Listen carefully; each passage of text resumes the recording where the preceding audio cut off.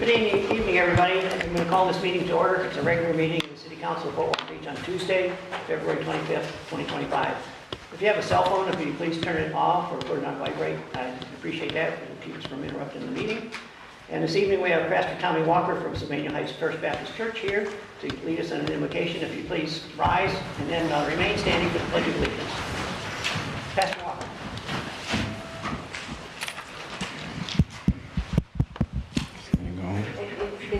It's you just can't hear it. Oh, you can't. It's for the Okay. recording. Let us bow our head for a word of prayer. Oh, Heavenly Father, Father of Abraham, Isaac, and Jacob, we come before you with gratitude, thanking you for allowing us to gather today for this city council meeting. We seek your wisdom and guidance as the council engaged in discussion that would impact our community and the people they serve. May their decision be thoughtful, just, and beneficial to all. Lord, we lift up our elected leaders both locally and throughout our nation. Grant them wisdom, integrity, and a heart for service. We also pray for our law enforcement officers who risk their life daily to protect and serve. Protect them, O Heavenly Father. And, O Heavenly Father, we pray for our nation. We pray that it may continue to be a land of freedom and opportunity for everyone. We ask that you guide President Donald Trump with strength and wisdom, that he may lead with justice and compassion for all people. We pray that we may learn to love, respect, support one another despite our difference. Lord, we just thank you. We thank you for our family and loved one. We thank you for your love, your mercy. But most of all, Lord, we thank you for your precious Son, Jesus, who died on the cross for our sin. Amen. Amen.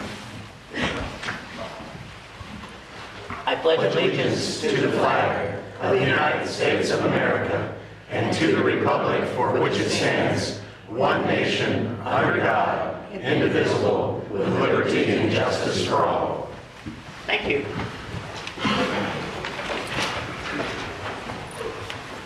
And council, if we may get a motion to approve the agenda. So we, Mayor, before y'all actually do that, there Yes. was a request, as you know, two of the members are out.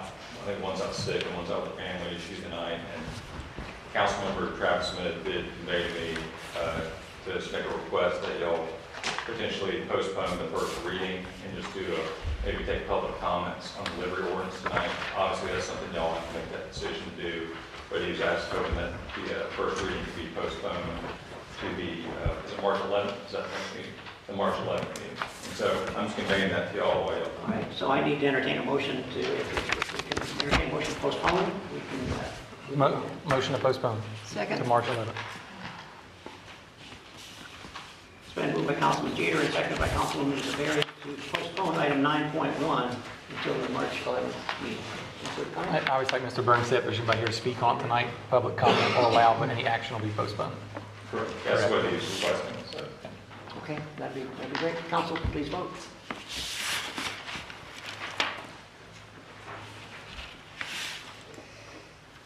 Does pass 4-0. Thank you. And now we can approve the amended agenda. We get a motion for that. Motion to approve. Second. Been moved by Councilman Jeter and seconded by Councilwoman DeBerry to approve the agenda as amended. Further comment? Yes, sir. Council, please vote.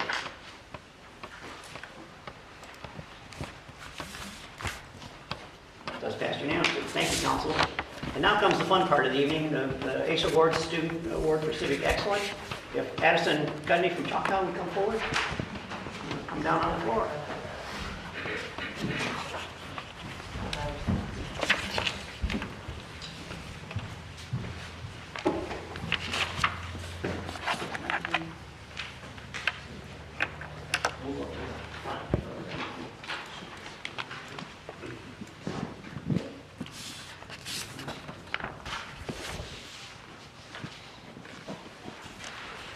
Addison, this is my part of the evening when I get to brag about you, and I'll give you your award. So she's a Choctaw ACE Award winner for the month of February, GPA of 4.60, and is ranked 9th in her class. Wow. Addison is a student of the IB, Advanced Placement and Honors Programs. She has received academic awards including Indian Scholars Award, A&T Mitchell Awards, National Honor Society Awards, National Honor Society of High School Scholars Awards, and a nomination for a Congress of Future Medical Leaders Award of Excellence. Wow. Addison has also participated in several clubs, acting as the president of the Fellowship of Christian Athletes, the Spirit Coordinator, and Student Advisory Council representative from her class, the Link Crew, and the Leadership class. She has experience in community and school service, engaging in Cinco Bayos Fall Festival, school cleanup, pep rally skits, sign painting, children's clothing, and church volunteering and internships. She has athletic experience as JV and varsity captain of Choctaw Girls Volleyball, team captain of Niceville Sharks Travel Volleyball, flag football, and Choctaw Track and Field. Addison, congratulations on all your achievements, and I'm going to give you an award, but before I even unfold it, I'm going to give you a chance to tell us what your future plans are. I plan on attending the Honors College at the University of Alabama and majoring in biology. Oh.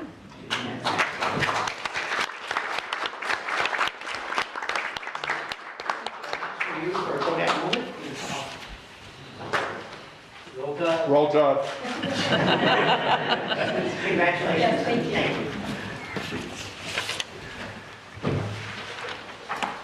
Now, William Jordan from Fort Walton Beach High School.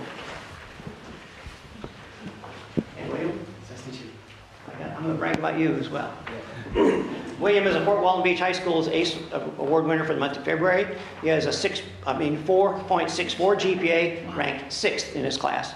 William has a 33 score on the ACT and an SAT score of 1,400.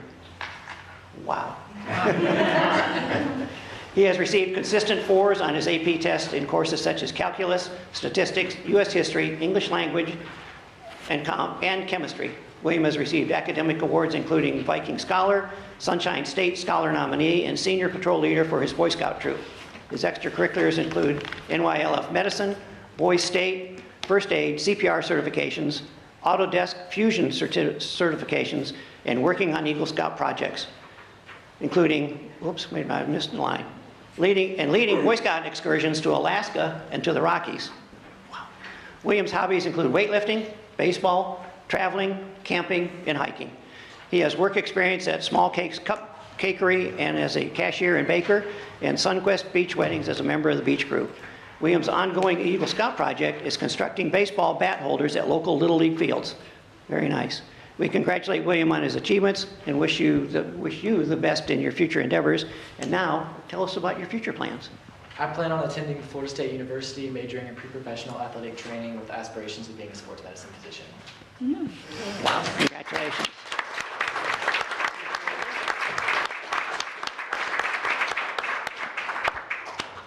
No. And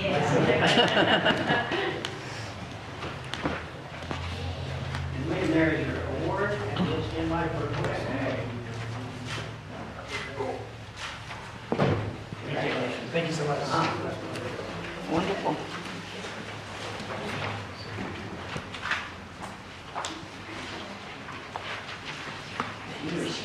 Thank you.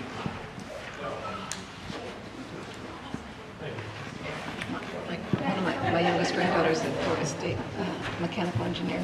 Oh, yeah? And the other one is at University of Georgia, Athens. That to me is the most fun part of the council meeting, every I'll time take we that can do that. And your dad, too. Okay, we've gone through, we need to talk about the consent agenda. May we have a motion?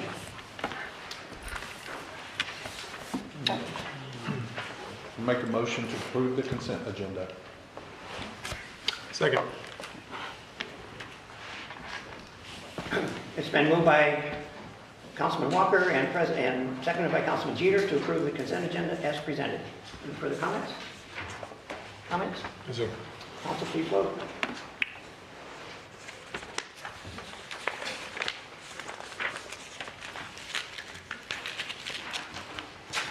Does pass 4-0. Thank you. And that'll bring us down to mayor and council comments. And Mr. Jeter, we're going to start with you tonight. I've said this about 10 times over the last year, but it really is happening now. The USS United States is finally on its way here.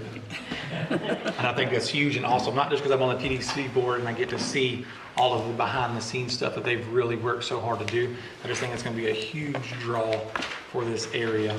It's already garnished all kinds of media attention. So hopefully we can see that ship make it to Mobile, make it back here, and bring a lot of people to this community for many, many years to come. So, Once it's in Mobile, is it about a 2-month process to decommission? I mean, get all the fluids and all that stuff out? Is that right? that's what they say right now, but it was about, the whole process was about 2 months, and we're at a year now. So I think it's Okay. gonna, I'm expecting to be a little bit longer than that, but that's what they're saying. Yes, sir. Okay, well, thank you. Yes, sir. Appreciate that. Mr. Walker? Save Montalina, thank you. All right. Mr. Allegretto? Nothing at this time, Mayor. All right. Mr. Berry? Nothing at this time. Thank All you. right, and I'm going to hold off as well. So now we're at public comments, and this is the time for anyone in the public to come forward and talk on any item not on the agenda, and please limit yourself to 5 minutes. So come forward, identify yourself, and you're free to speak. Good evening, Mayor, members of the council. My name is Jorge Aguirre. I'm with 42 Partners, and I'm here with my colleague, Crystal Jackson.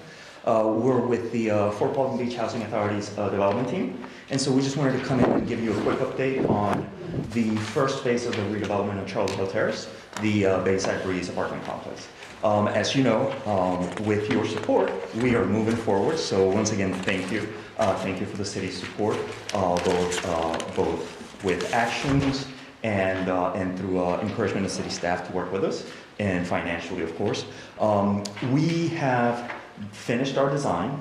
We are actually at the last stages of securing our permits. There's one department, I think it's still moving through the approval process. We understand there are more comments. So we have secured a contractor as of early January, and right now the project is getting bid out. There is a concerted effort between the Housing Authority, TEDC, and our general contractor to have as much penetration with local contractors and suppliers as possible. So there's a lot of work behind the scenes going on that. So we expect to bring you back some very good results in terms of our local spend of all these federal and state dollars. So we're very excited about that. As far as our financing is concerned, Florida Housing Finance Corporation has approved the underwriting of our transaction. Synovus Bank is on board as our purchaser of our tax credits and construction lender. RBC, Royal Bank of Canada, is the bond underwriter, and they've secured a bond investor to purchase the tax-exempt bonds. So as of last week, we started closing calls with Florida Housing. And because of the tax-exempt bonds, there are several steps that have to take place. Sadly, we are looking at June for closing and construction start, so we're working with our contractor on that front to maintain pricing and all of that. But everything is lining up for us to have a June closing. And again, your support, we very much appreciate it. We like being partners with the city on this transaction. We were very excited. One last quick update. We still have to do the development agreement for the funds that the city very generously committed to this transaction, and that's in the works with the city attorney and our legal team. And so over the next couple of weeks, or over the next couple of meetings, we expect that that'll come on the agenda for your approval, and we hope to continue to have your support. Thank you, Jorge. That's a wonderful update, and it sounds like lots and lots and lots of progress. So We're very excited, and we're keeping our fingers crossed that we get at least one more phase funded this year. We're already starting to think about our summer and early fall funding rounds with Florida Housing to hopefully get that groundbreaking going and then keep that momentum into our next phase. Fantastic. Can't wait to go shoveling the dirt. That's right. Thank you. Mr. Mayor? Yes, sir. Just thank you for that wonderful update.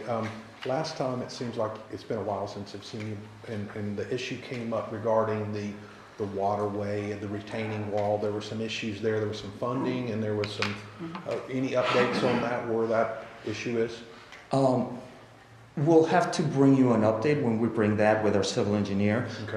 But I know all the permits were approved, and the work involved to do all the stormwater retention's already been designed for and approved. We've also secured the water management district approvals on that, because they look at that as well as city council. Now the particulars of that, we'll bring you an update through our civil engineer, because I'll need to get more details on that. Great, thank you. Any other questions for Jorge? Thank you, sir. Appreciate your presentation. Thank you all very much. Thank you. Yes, ma'am. Hi, Maya Schilder, 45 Ferry Road Northeast. I was actually going to discuss the livery, but I guess it's been tabled. So can I talk about it now since it's been tabled? You may talk about it. It's been postponed. It has not been tabled. It's been Okay, postponed. yeah, postponed. There's a difference. So I just wanted to say that this is, I wanted to commend the city because this is how governance really should work. You should, when you're creating ordinances that directly affect business owners, you should invite them to be part of that process. And you did that. And I know on my behalf, I just want to say thank you. And I really want to say thank you to Tim. His professionalism and his willingness to listen to us and our needs and respect our knowledge was so welcoming and so refreshing. And I think what you guys have in front of you is going to be something that will work for both us and the community and you guys as well. So I hope that when you do review it in the next couple of weeks, you really do take to heart that we put our heart and soul into it, and Tim really did listen to us very well. All right? Thank you. Ma'am. Anyone else wish to speak this evening on items not on the agenda? Welcome, David. All right, seeing none, we're going to go to item 10, ordinances on second reading. 10.1, 2148, ordinance amending the Land Development Code chapters 1 and 2 for manufacturing uses. Mr. Burns. Ordinance number 2148, an ordinance of the City Council of the City of Palm Beach, Florida, amending chapters 1 and 2 of the Land Development Code for manufacturing uses, provide for authority, provide for severability, and provide for an effective date. This is a quasi-legislative hearing. This is a second reading, and I believe Mr. Pizzetti is going to present on behalf of staff. All right, thank you, sir. Mr. Pizzetti. Thank you, Chris Rossetti, Growth Management Director. So this item, as Mr. Burns said, is the second reading of this amendment to the Land Development Code. This is specifically related to the manufacturing uses in our LDC. As you may recall, this was an item that came in front of City Council last summer, back in June. There was a couple of items at that time that came in front of the council, including this, the following item coming up on the agenda, and then a comprehensive plan amendment that was necessary to make some of these changes here. So following those items back last June, we did go through the process with the state through the comprehensive plan amendment process. And so that's where this was just kind of on hold, waiting for that process to play out. The comprehensive plan changes that were proposed and approved by council back at that time, and then later into the fall and winter, have gone through the state's final review process, and we did receive approval. We got a thumbs up, and so those changes have now gone through. They have to go through a time period if anyone wants to challenge them or appeal that process. That process has all played out, and those comprehensive plan changes are now in effect. So coming back to this, what that means is this item here, one of the changes that we just had to change some of the language in the comp plan was for manufacturing uses. Really what we've seen over the last few years within Florida, but also nationwide, is that manufacturing, the uses and manufacturing definitions are becoming more broad. They, before what you would think of manufacturing, maybe those very intense industrial type uses that were considered manufacturing are not the only thing that's manufacturing nowadays. Manufacturing has a lot of small scale, very localized type manufacturing that could be a local jewelry maker or kind of artisan that's manufacturing something in an enclosed building, an enclosed environment that you don't hear or sense any impacts from outside. So what we've done to kind of refresh everyone's memory, since it's been several months since this was on first reading, what this is this ordinance really opens up and expands the definitions for manufacturing to allow more uses than currently allowed in the code.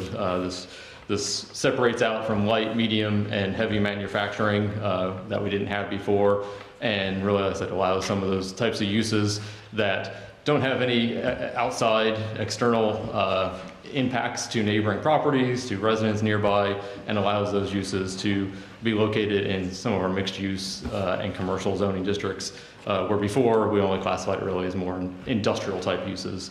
So with that, we haven't made any changes to this item since the first reading. Like I said, we were just kind of waiting through the comprehensive plan process, which has now been approved. And so with that, staff does respectfully recommend the City Council's adoption of ordinance number 2148 to amend the Land Development Codes chapters 1 and 2 to amend the definitions for manufacturing and to update the allowed zoning districts based on the intensity of manufacturing. Thank you. Thank you, sir. Any questions from council for Mr. Pursetti? Anyone from the public wish to speak on this? Did you have a question? I'm sorry. No, that's fine. Thank you. Just looking through it, any highlighted areas, is that a change from existing? Yes, sir. Yes, that was a change from what was existing in the code. Existing, not first reading, right? Yes, sir. Existing. Correct. Okay. Any other questions from council? Does anyone from the public wish to comment on this? Seeing none, council, may we get a motion? Mayor, I move ordinance 2148 for approval. Second. It's been moved by Councilman Allegretto and seconded by Councilman Jeter to approve ordinance 2148, amending the Land Development Code chapters 1 and 2 for manufacturing uses. Further comments? No, sir. Comment? No, sir. Council, please vote.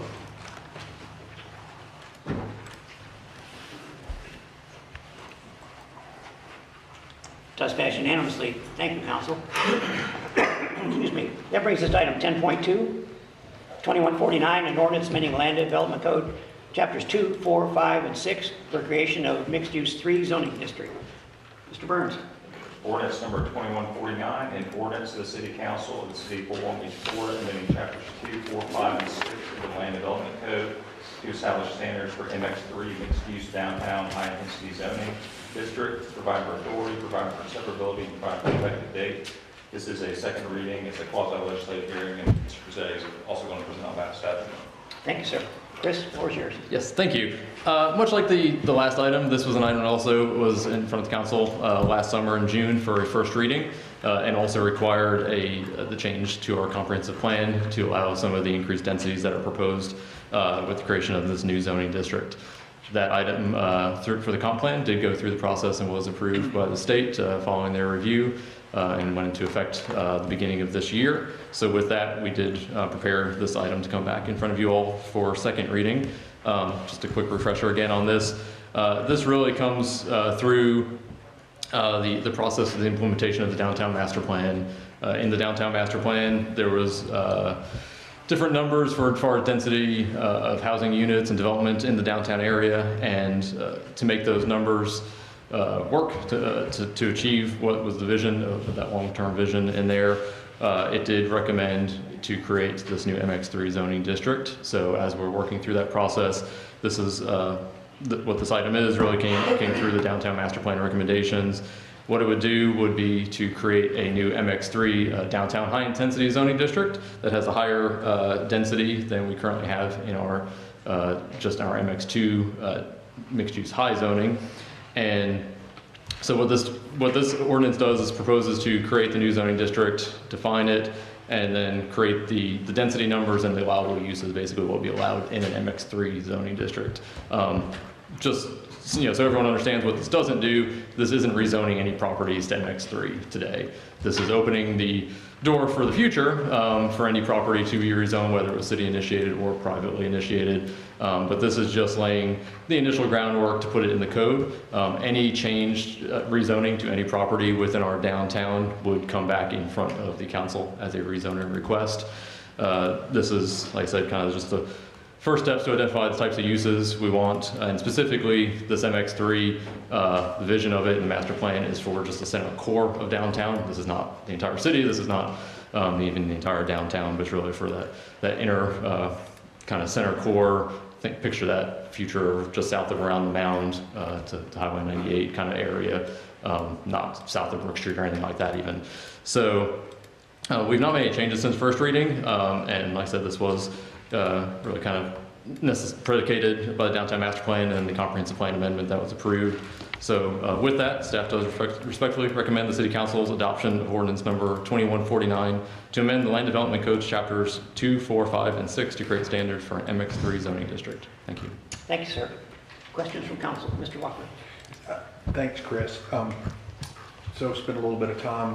I knew it had been some time since we had looked at this, and there's not a map in here, right, showing where those MX3s might apply. And if I read it correctly, anything that's currently MX2 would be allowed to be considered for MX3? Ultimately, the council would have that, would always be open to consideration. So how that would work is if anybody, technically any property, not even just MX2, but if someone, owned a piece of property and came in, submitted an application for rezoning, staff would review it, provide a recommendation, either, recommending for or against it. It would go through the local planning agency, the LPA, and then to city council for decision. Ultimately the council's decision there, but no, there's not specific properties identified today, nothing that staff is initiating to rezone any properties today. Thank you. And so I remember the last time we discussed it, I think I had some concerns about putting the cart before the horse. I went back and looked again at the downtown master plan, and we paid, it's been a number of times, whether it was with Matrix and others, 125, 120,000, continue to see these studies and that ultimately yielded us the master plan. And the master plan, first sentence, first paragraph, first pages throughout the whole document, whenever they talk about this implementation, they say traffic, traffic, traffic, traffic. So, right now, it is not publicly known, or maybe even not privately known, what's going to happen to Highway 98 downtown. Is it going to continue to go through downtown? Is there going to be around the mound? Which properties are going to be impacted by that? And thinking about taxpayers' money, just theoretically, if a property, this goes through and then we still don't know about the around the mound road yet. We don't know if that's going to happen or not, and it's property, and I think the school board comes to mind. I've heard people say that it may go as high north as the block and maybe come through that school board over there. Currently, it's zoned institutional, but I understand that that owner may be in the process of rezoning to a mixed use, or MX2, I believe, is the only thing that's in the books right now. Right? Yes, sir. That's what's been submitted to us. So just thinking about him and thinking about the alternatives, thinking about the state having to acquire rights of way and properties with taxpayers' money. Let's just say, for example, the school board decides to, maybe even before the road is complete, they decide to apply for MX3, if this comes to be.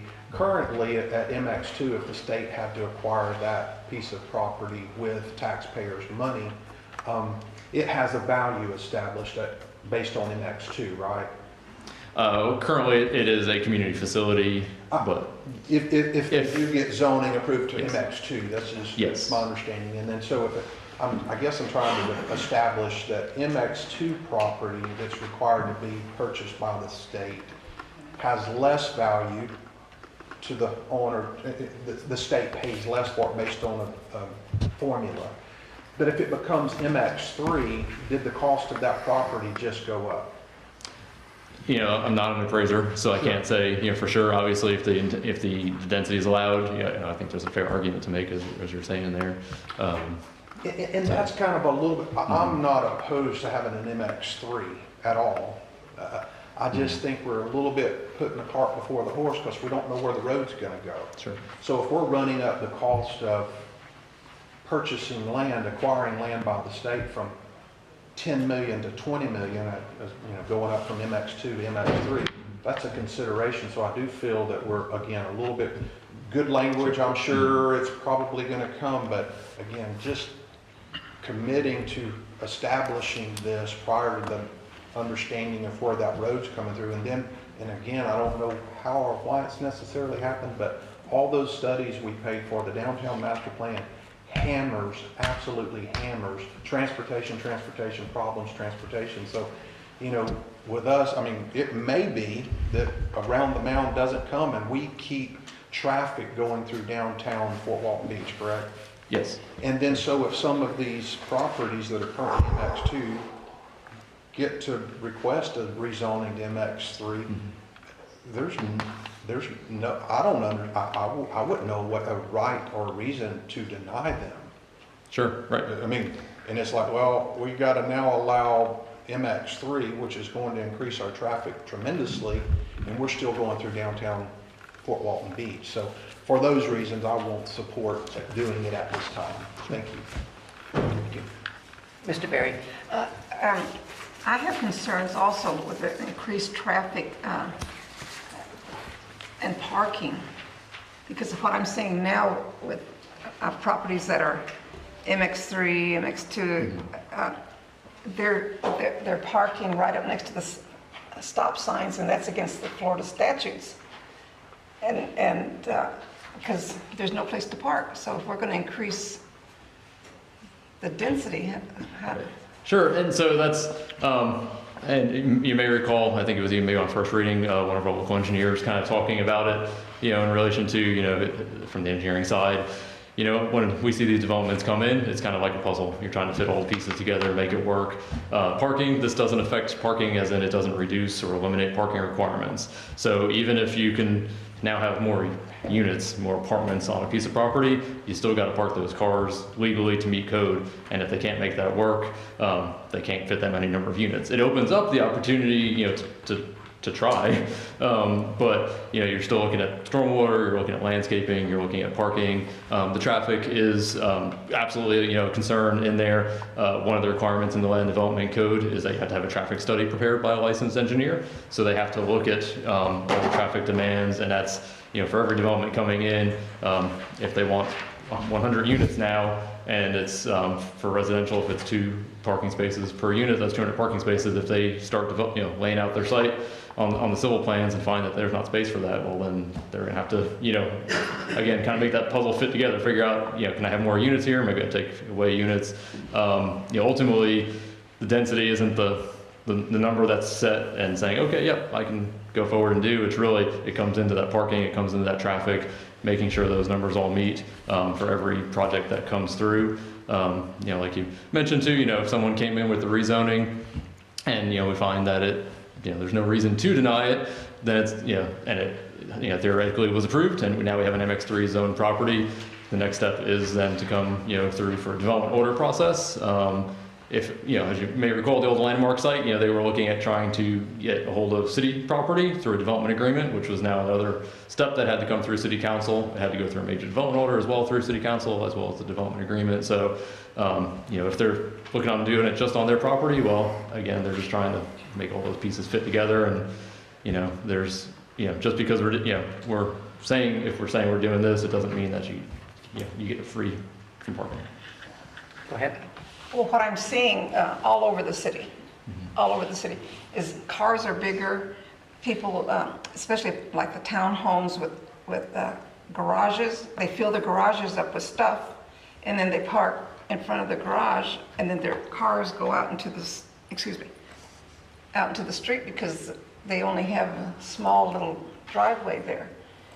I won't be supporting this until we get that defined a little bit better. Mr. Mayor? Yes. Chris, maybe you can help me with this. Sure. Can you confirm it looks like car washes and gas stations will be not allowed, correct? Yes, let me just... Am I reading that correctly? Yes, you are. Okay. So. Because I think there's a lot of good that comes from this. Yes. I know we're early in this Yes. first reading process and all that. I think there's a lot of good that's going to come from the intention of preserving a certain standard for our downtown. That was a big part of this process, was looking at the table of allowable uses there, and some of those more common car washes and some of those types of uses that are popping up everywhere. It would not allow those types of uses in our corridor downtown. Which is amazing from a planning perspective. Right. I know we get it a lot from mattress stores and car washes and gas stations. While at the same time too, those are the same people that don't always want government involved to tell them what they can or can't do. But they don't want car washes and they don't want mattress stores and those kind of things. But I agree from a planning perspective. I think it's good to kind of protect a certain environment and to try to plan for a certain environment. With that being said, though, I'm also receptive to what Payne mentioned about the cost of the state funding a very instrumental program that not only the city of Fort Walton Beach is behind, but other governing agencies as well as other private stakeholders are behind the Around the Mound program, in its early phases. And I know we've put a substantial amount of investments into that. But can we move this forward along without, maybe revisiting, I think and I know Payne's more of the real estate guy than I am, but the cost of increasing those dwelling units per acre from MX3, it would be currently at 100, which I'm for getting to that point, but I also am receptive to what he said about the cost of what the state would possibly have to incur that could possibly keep us from even having around the mound with the increased cost of it going from the 100 dwelling units per acre compared to its current MX2. Yes. You follow me? Yeah, absolutely. While at the same time not needing or wanting to kill everything that's in this draft ordinance. Help me better understand how we can move it along, but maybe without the 100 dwelling units currently. Because ideally, when we get the funding or the go-ahead, whether it's 4 years from now, 2 years from now, or however long from the state that around the mound is happening, can we revisit that dwelling unit conversation then, while still from a planning perspective, giving staff some clarity on, we don't want car washes, we don't want gas stations, and we don't want those things in our downtown environment. Help me with that, please. Yeah, absolutely. Yeah, there's definitely some options there. That way you can kind of chop this up into pieces. Maybe take out the density versus the land use side of it there. Take out for now. Right. Phase it in. Maybe better way to say it. Maybe phase that in. So that we do address the around the mound.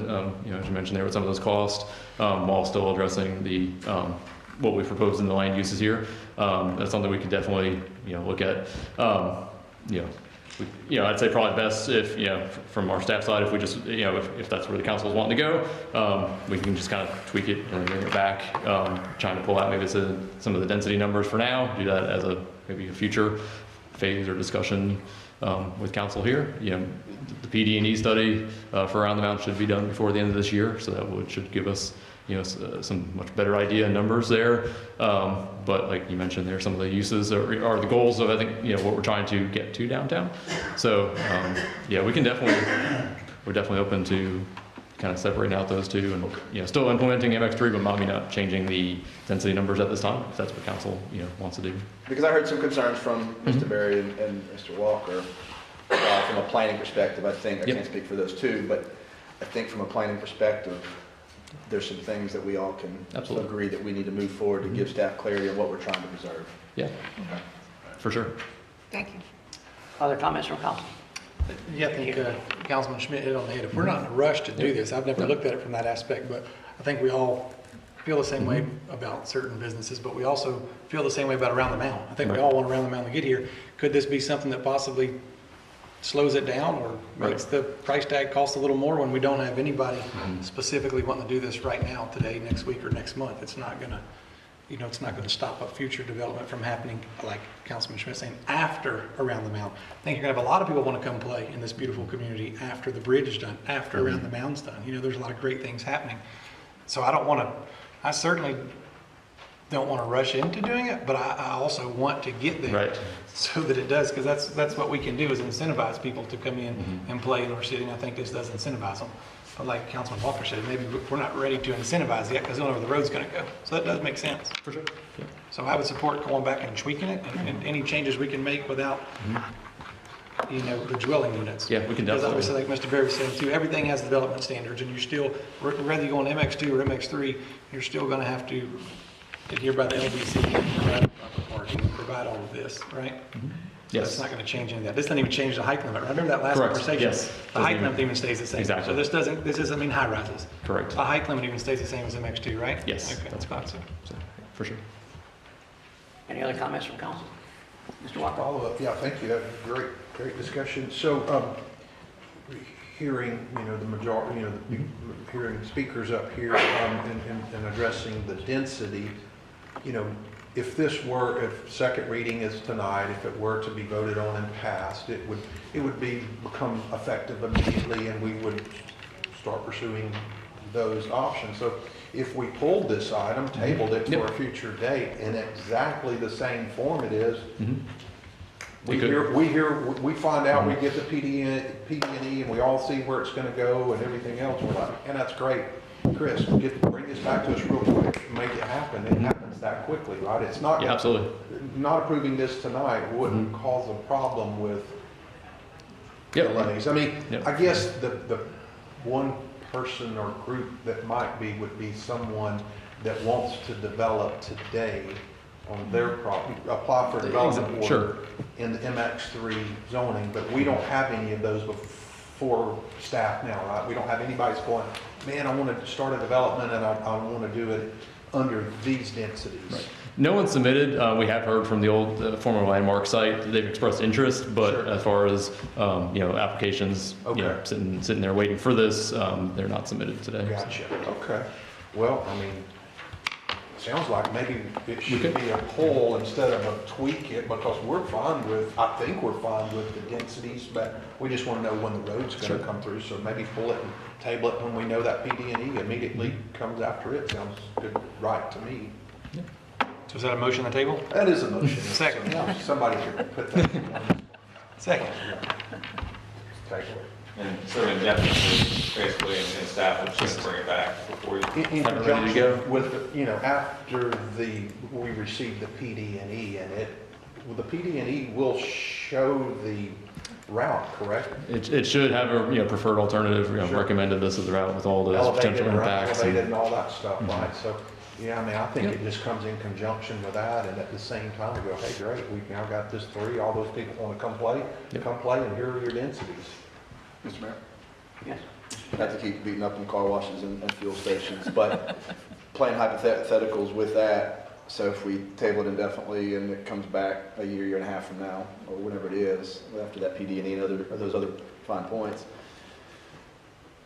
the current MX2, if someone were to want to go and install that car wash or gas station, the way it currently is right now, could they do that? Yes. So that's what I'm concerned about. Mhm.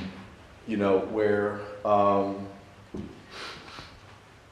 if it is gone through with the second reading, with everything but that cost impact of the 100 dwelling units per acre, which is a legitimate reason on why to table it, but we can always amend the ordinance and bring it back to include that density after we get that PD&E conversation done, that still bakes in all this other stuff that doesn't include gas stations and car washes, correct? Correct.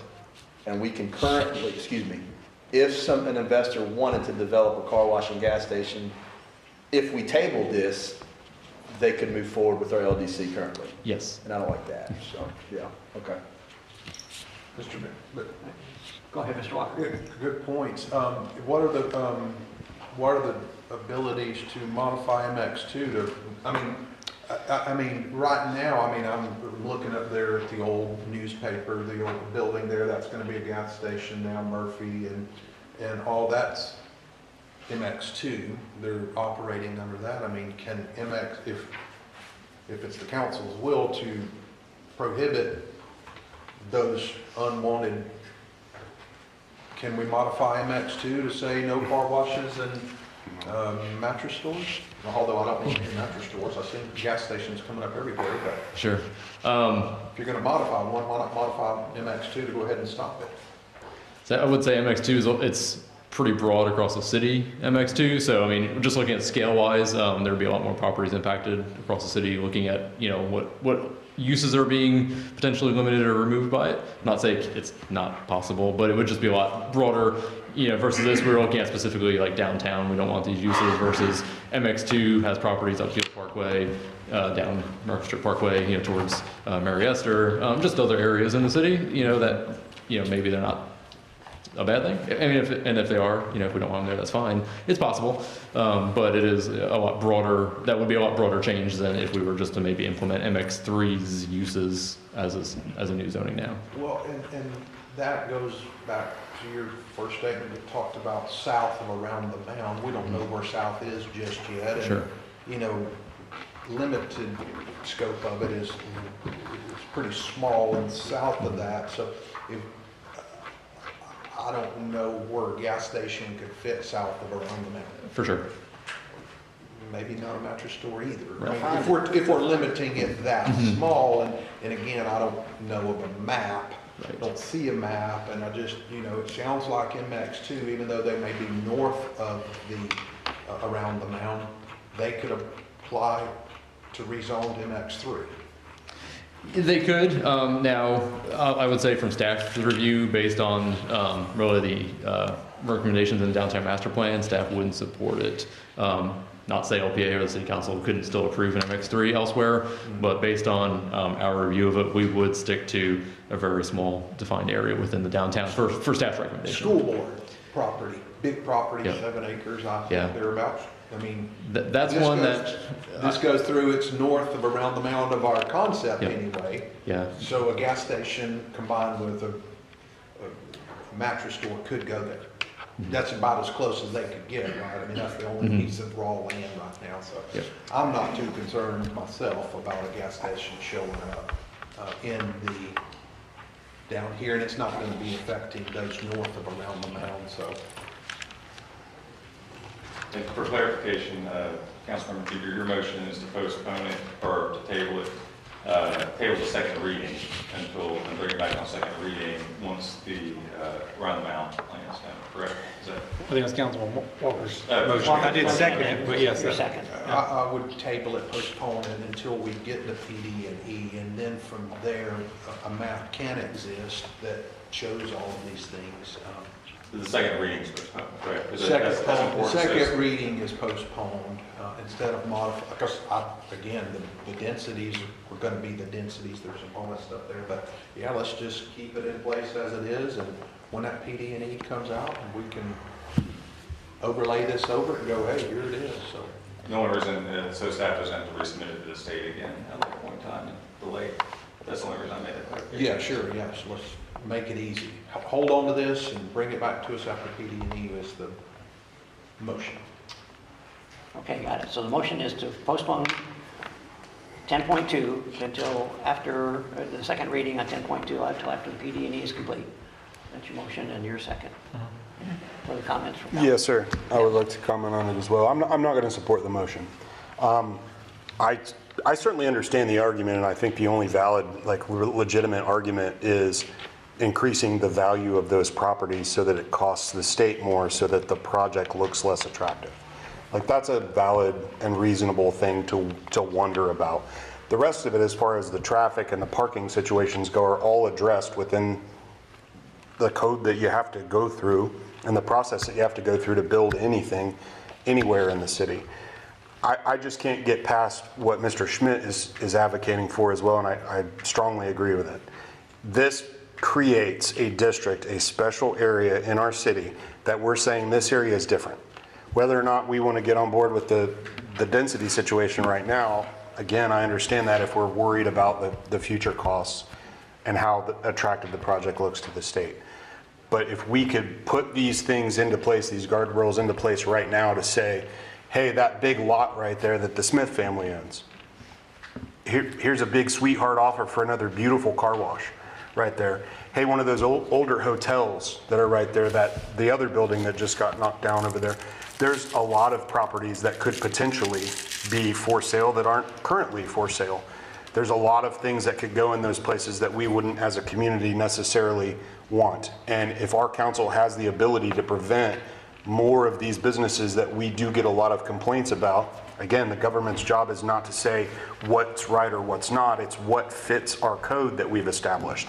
So if we can establish a little more stringent code in a very small area of our city, why wouldn't we move forward with that? I just don't understand waiting and kicking the can down the road and saying, oh, well, I guess we didn't anticipate that so-and-so wanted to sell their property. And take $25 million, so a new gas station with a car wash and a mattress store and a storage unit could all be built on one beautiful property. They just can't sleep 100 people on an acre, whatever. I get it. But I really think we should move forward with at least establishing the zone and remove the language that does, I think we all share in the concern of increasing the value of those properties in a way that we don't want, because it could prevent our biggest and most important project from happening. Thank you, Mayor. Thank you. Mr. Jeter. Schmidt said a few comments ago, he don't want to beat a horse to death. It's not like we're going to beat it. So let's just make sure we're on the same page here. This is only or MX3. So you can currently open all those businesses in MX2. Someone's gonna have to come back and change something from, they're gonna willingly have to raise their hand to change something from MX2 to MX3. And by raising their hand, they're gonna eliminate themselves from doing one of those businesses, right?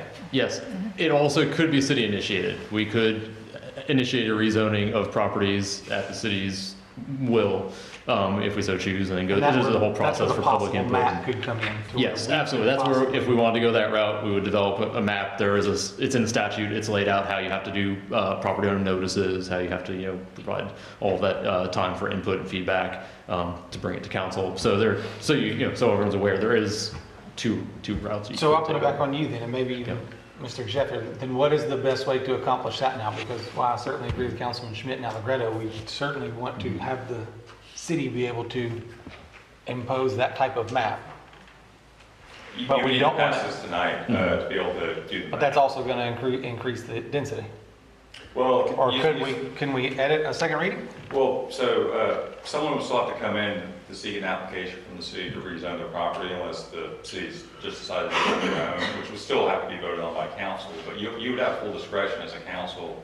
If someone came in, let's say if this passed tonight, and they came in a couple months from now seeking a rezoning, you have full discretion to vote against the rezoning.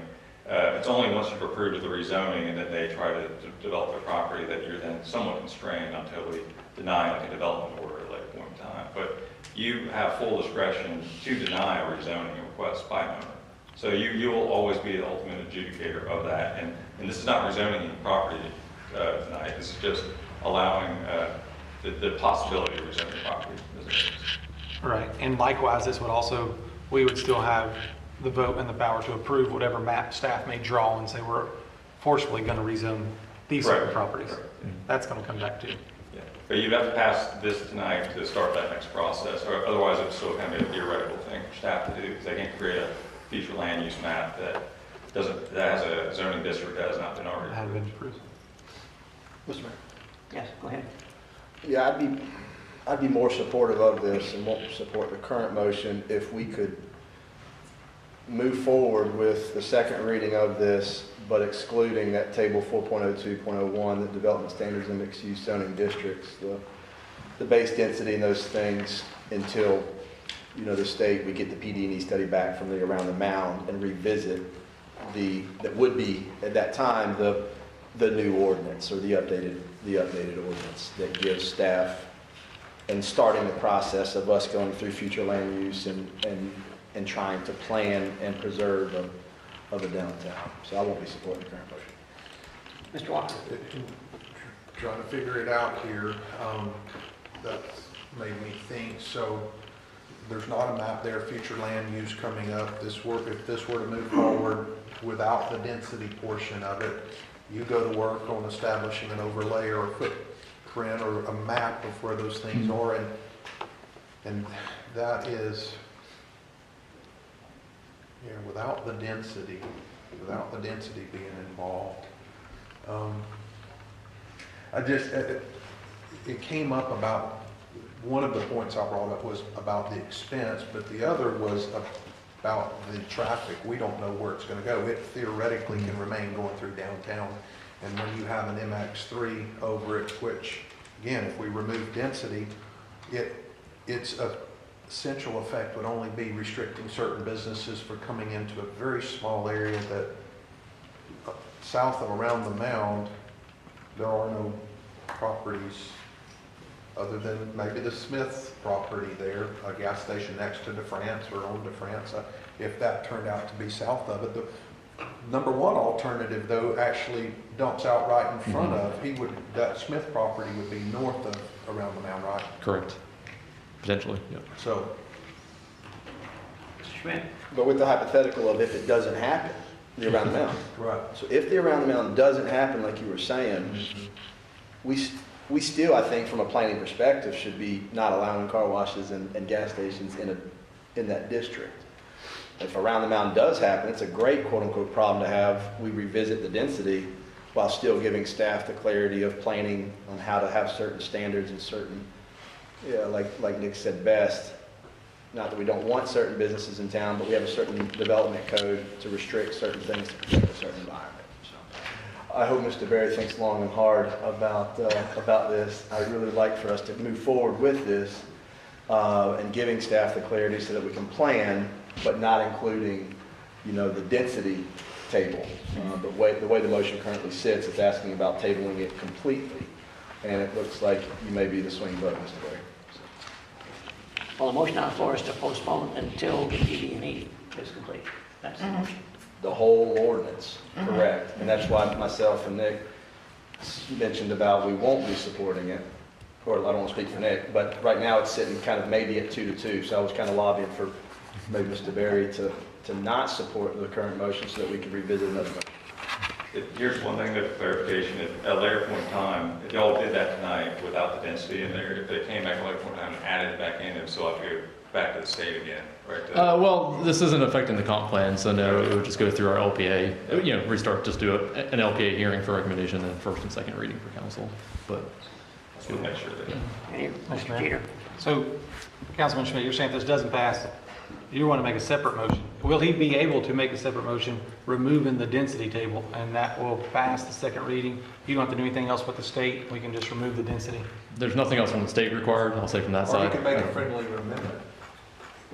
Yeah, 'cause I was going to say, if not, I'm going to rescind my second discussion. I would recommend, did you make a substitute motion? Yeah, I I've recommend you not. make a substitute I've not. I motion. think we all been trying to hash it out. I think we're there. So Either let's way. do it. Either way. Let's do it. I'd like to make a subsequent motion to move forward with all staff's recommendations minus the table 4.02.01, development standards and mixed-use zoning districts. Postpone that and bring that back to the future council after the state's PD&E is finalized and we have clarity of where the roundabouts are. Yes, sir. Yep. If I may add, suggest one addition there. In addition to that table 4.02.01, we also have in 4.05.03, that's our bonus provisions. We have some bonus points for MX3. And then we have a bonus scorecard in 4.05.04. And then in 4.10.05, we show an increased density potential. So those are multiple tables that you're talking about? Yes, they're multiple tables. I would suggest maybe Maybe you should bring us back at the next meeting with all those items removed. I would say the only suggestion I had was if we just want those tables, we can just, for now, keep those MX3 tables matching MX2. So they're all in place, but all of the numbers just match MX2 for now. Because really that's all we're looking for is if someone comes in, we're going to look at the allowable uses, which if they're in there, cool, we're good. And then we're going to look at the max density, the max numbers that we have there. And if for now we just want to say they're the same as MX2, we could look at making changes there so that MX3 density, as far as density goes, just matches MX2. It would be clear for staff. So the subsequent motion to include moving forward with this ordinance and bring us back any development standards that have to do with anything regarding density after the state's PD&E is completed. Right, we could just bring that back. Mr. Burns, how do you feel about Just that? to be clear, so you're wanting them to redo the table for MX3s to match MX2? Yes, that way I think we should still always bring that back at the next meeting just so you all know exactly what you're voting on. That's my recommendation. And so the public also knows what you're voting on. I'll lean that way. Let's do that. Mr. Burns, the motion on the table, though, is just to postpone the second reading until after the PD&E. That's the motion on the table. And so, and that's what their motion is right now. My recommendation is possibly another motion, another. Well, I may Do we not have to vote on the motion on the table before we can go to a second motion? You do, unless you're at the table after the next meeting, you can always make that motion at any time. To me, it sounds like that's a second motion after we vote on this first one. You can still make a third motion to table it, but I think the easier thing would just be to Subsequent motion to table until next meeting. table next meeting. Yeah, I'm going to make a subsequent motion to table it until next meeting. Second.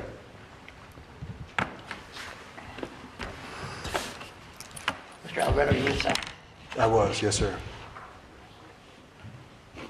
And I would like to also just throw in for the discussion, when you do bring this back at the next meeting, I would like a little more information regarding what kind of effect, if any, moving that, including that density in that area would have on real estate cost, potentially. Because again, we're not rezoning anything, we're just creating that as a possibility to exist. So even if we kept all of that language as it is, as we approved it on the first reading, what effect, if any, would that actually have? Because I don't really know the answer, but I am concerned that it could be a problem. But I don't want to vote on something and say no to something that I think it was unanimously approved, or maybe 6-1, I really don't know. But I would really like some more information about that. Maybe Mr. Bethea could be here, or someone else that had information on that. So thank you, Mayor. All right, thank you. So are we clear what we're voting on? Yes, sir. Okay. Council, please vote.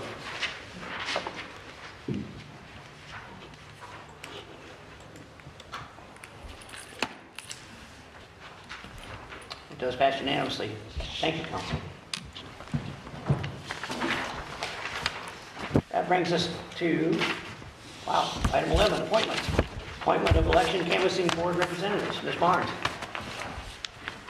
Thank you, Mayor. As you all know, we have an election coming up on March the 11th to fill 3 city council member positions. And as a part of that process, the supervisor of elections has informed that we need to appoint, as usual, 2 representatives to serve on the canvassing board with 2 alternate members. In previous years, the council has appointed the city clerk to serve as 1 member, and then 1 council member to serve. And then also in previous years, we have appointed the deputy city clerk to be an alternate, and another council member to be an alternate. The representatives appointed to serve on the canvassing board cannot be a member of the current city council who is a candidate. So that would exclude Councilmember Smith because he is running. It would not exclude those who have already been won because you're unopposed. The other part of that is a candidate or anyone who is actively involved in a campaign, including attending campaign fundraising events or other forms of public support for any Fort Walton Beach city office. So you can't publicly do those things. However, one caveat to that is monetary contributions to a campaign would not disqualify a council member from serving as a canvassing board member. One addition to it this year is in 2023, Florida statute was added that implemented requiring all canvassing board members and alternates to undergo an online 2-hour signature matching training. Oh. It's not hard. I did it to see. You can do it in less than 2 hours. It's just the basics. I'm telling you what to look for. If it happens that as a canvassing board member, which you may have to do, is to verify a signature based on what the supervisor of elections has in his office. So don't let that stop you from doing it. It was easy.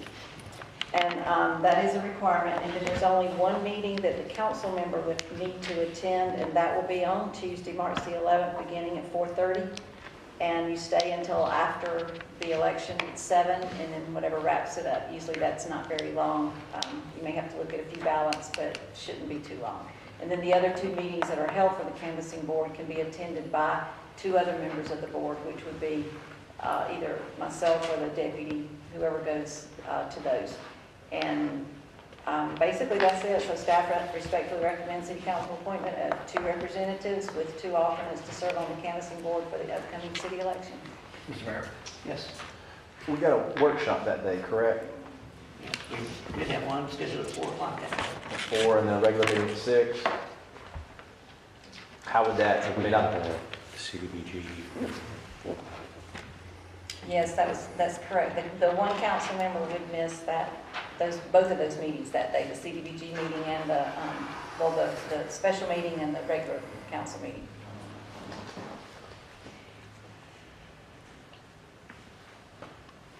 Mr. Berry, didn't you serve on it one time? Have you served on it once already, the canvassing? No, not that I know of. No. Thank you. Would you like to? That's one thing that you may have not done before. There's not going to be things out there. I was a bailiff for many years. Does that count? That is good experience. Bailiff. I mean, We just need 1, Ms. Barnes? You need 1 to commit to go, and then you need an alternate if anything were to happen to her. Someone needs to be a backup.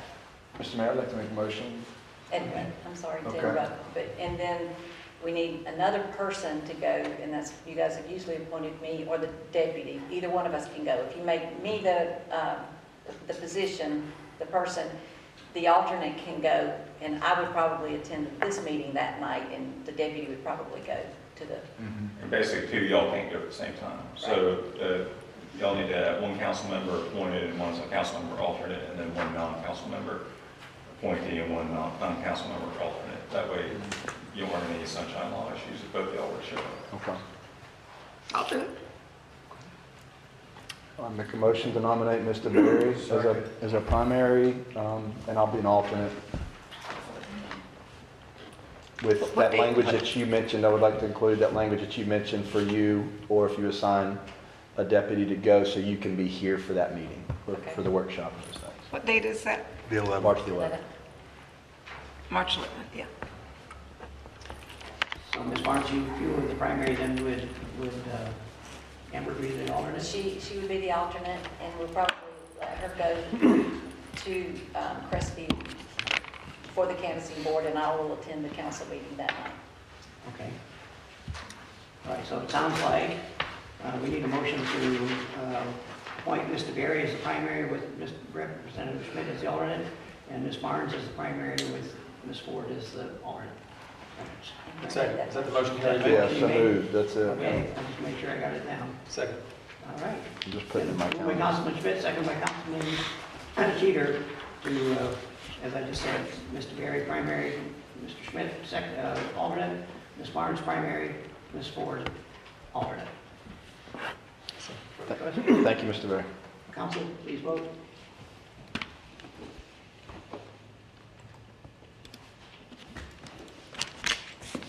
Does pass 5-0. Thank you, Council. So that means that I'm not going to be at the council meeting. I'm going to be over there, supervisor of election In That's Crestview.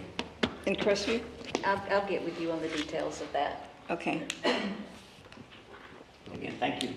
Go to item 12, action, direction, discussion, 12.1, memorandum of agreement between United States Immigration and Customs Enforcement, ICE, a component of the Department of Homeland Security, DHS, and the Fort Walton Beach Police Department. And Chief Page is, I'll be on the teams. All right. See his picture. Hey, Chief. There he is. Mayor, Council, how are you doing? We're good. Go ahead. So, in brief, Mayor, this item comes up as a memorandum of agreement between the Police Department and the United States Immigration, Customs, and Border Protection. The city's always upheld the rule of law and has taken a strong stance on crime. Between fiscal year 2020 and 2024, there was over 10 million encounters along the U.S. border. At both the national level and state level, there's increasing focus on identifying and removing individuals who have entered and remained in the United States unlawfully, with a priority placed on those posing a risk to public safety.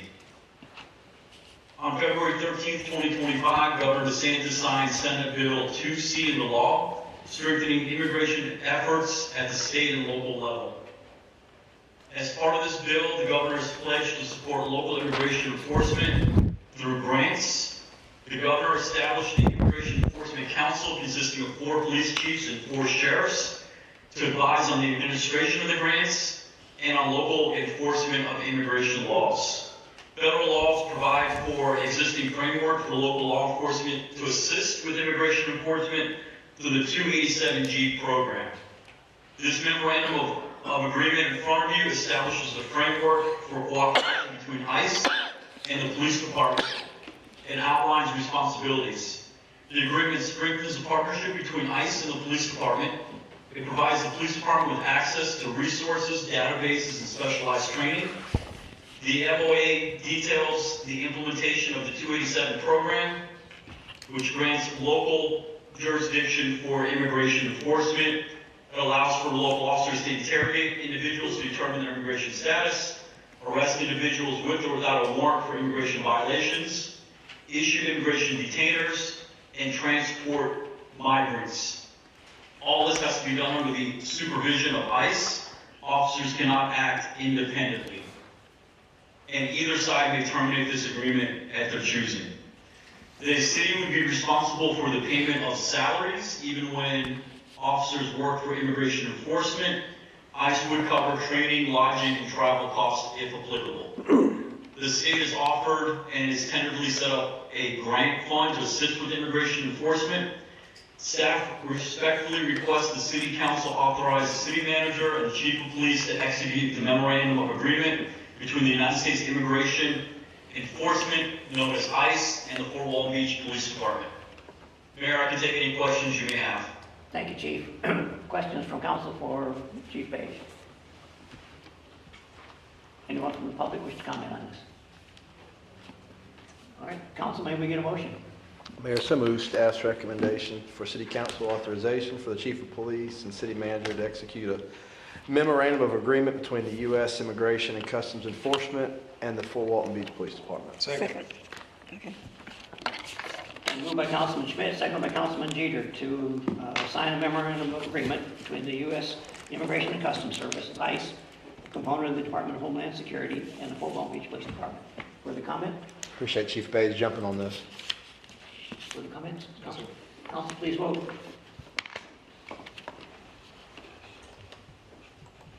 Chief's not going to hear our vote. Does pass unanimously. Thank you, council.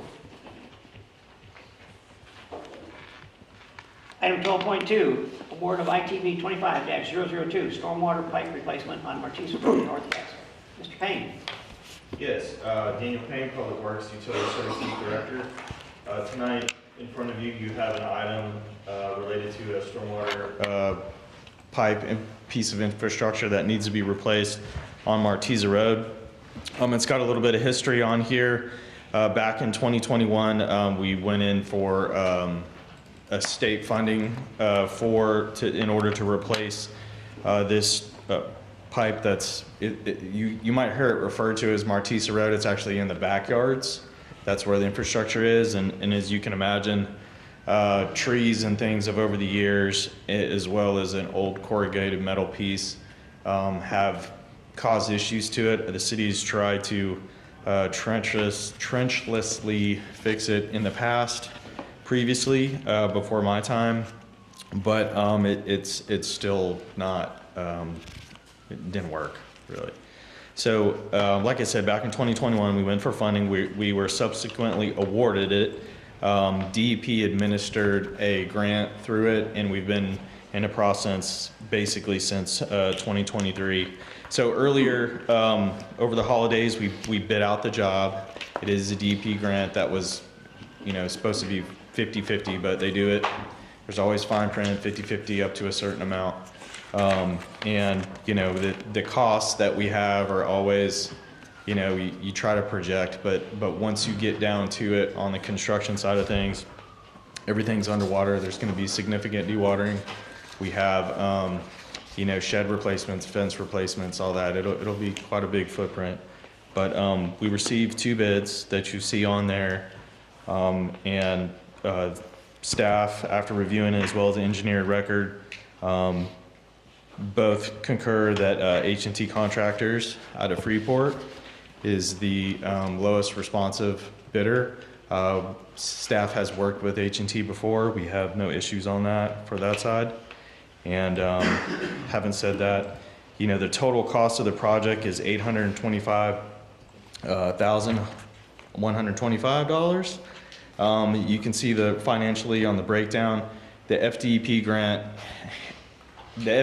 grant will pay 50% up to $287,500, right? So basically you have to spend that amount to get that max amount. It is over what we initially thought it were, which is not uncommon. And then we proposed to use stormwater fund balance to pay for the rest of the remaining job, which is, I'll say it's not atypical in stormwater. A lot of times we have like a larger, bigger project that we do over 2 years. Those of you up here remember Anchors, which was significantly large. I think it was, close to $1 million that, we had as well. That was part of a state appropriation deal that we had. So it's a model that's been working for us on that end to replace some of these bigger projects that are hard to absorb in a regular year through the stormwater utility. As we are shown, a question we had was charter amendment. It is a capital project and it is an enterprise fund within the stormwater fund. So we feel like those, just interpretation, obviously everyone's new at this one, but we feel like it is not impacted by ordinance 2145 due to those exemptions defined. With having said that, the recommendation is to award ITB 25002 for stormwater pipe replacement on Martisa Road Northwest, which is in the backyard, to lowest responsive bidder, H&T Contractors of Freeport, in the amount of $825,125. Having said that, if there's any questions, I'm here to answer them. Thank you, sir. Questions from council for Mr. Payne?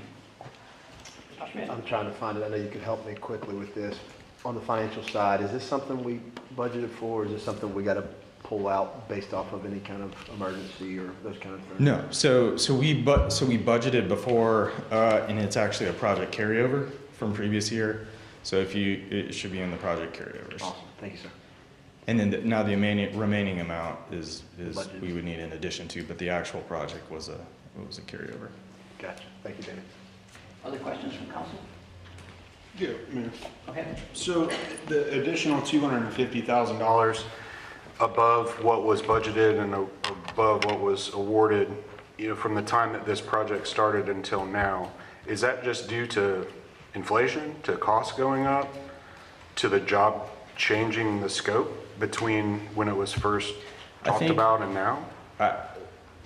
So my reasoning for that is, we do a lot of these appropriations before we have stuff shovel ready, if that makes sense. Yeah. And I think we try to nail it on the head. We don't try to shoot way over the bar where we're, grossly underestimated on the top side, right? Like it was way cheaper than what we thought. But really, unless you have something full construction and shovel ready, then it's just going to represent, and that could be fine, and we could think, we exactly know, but if there's 3-4 bidders or whoever is bidding at the time, I mean, that's what it's, market-wise, what it's going to be. So I chalk it up to both, really. First one is being, you're trying to do these agreements and things before you have a shovel-ready project, which is just the nature of it. And then second, your market in the years could be, and it just going to be based on competition around. Sure, it's 1/3, like an additional $250,000, Right. Whereas we had budgeted $287,000. So what other projects does this project prevent us from doing in regard to stormwater? Because I know that's coming from the fund balance. I know that's an enterprise fund. Yeah. I know that money's set aside for larger projects and things that happen throughout the year. Does that impact any of that? So no known one at this point in time. Okay. But potentially something in the future. It could, So like a lift station or something larger? No, just stormwater.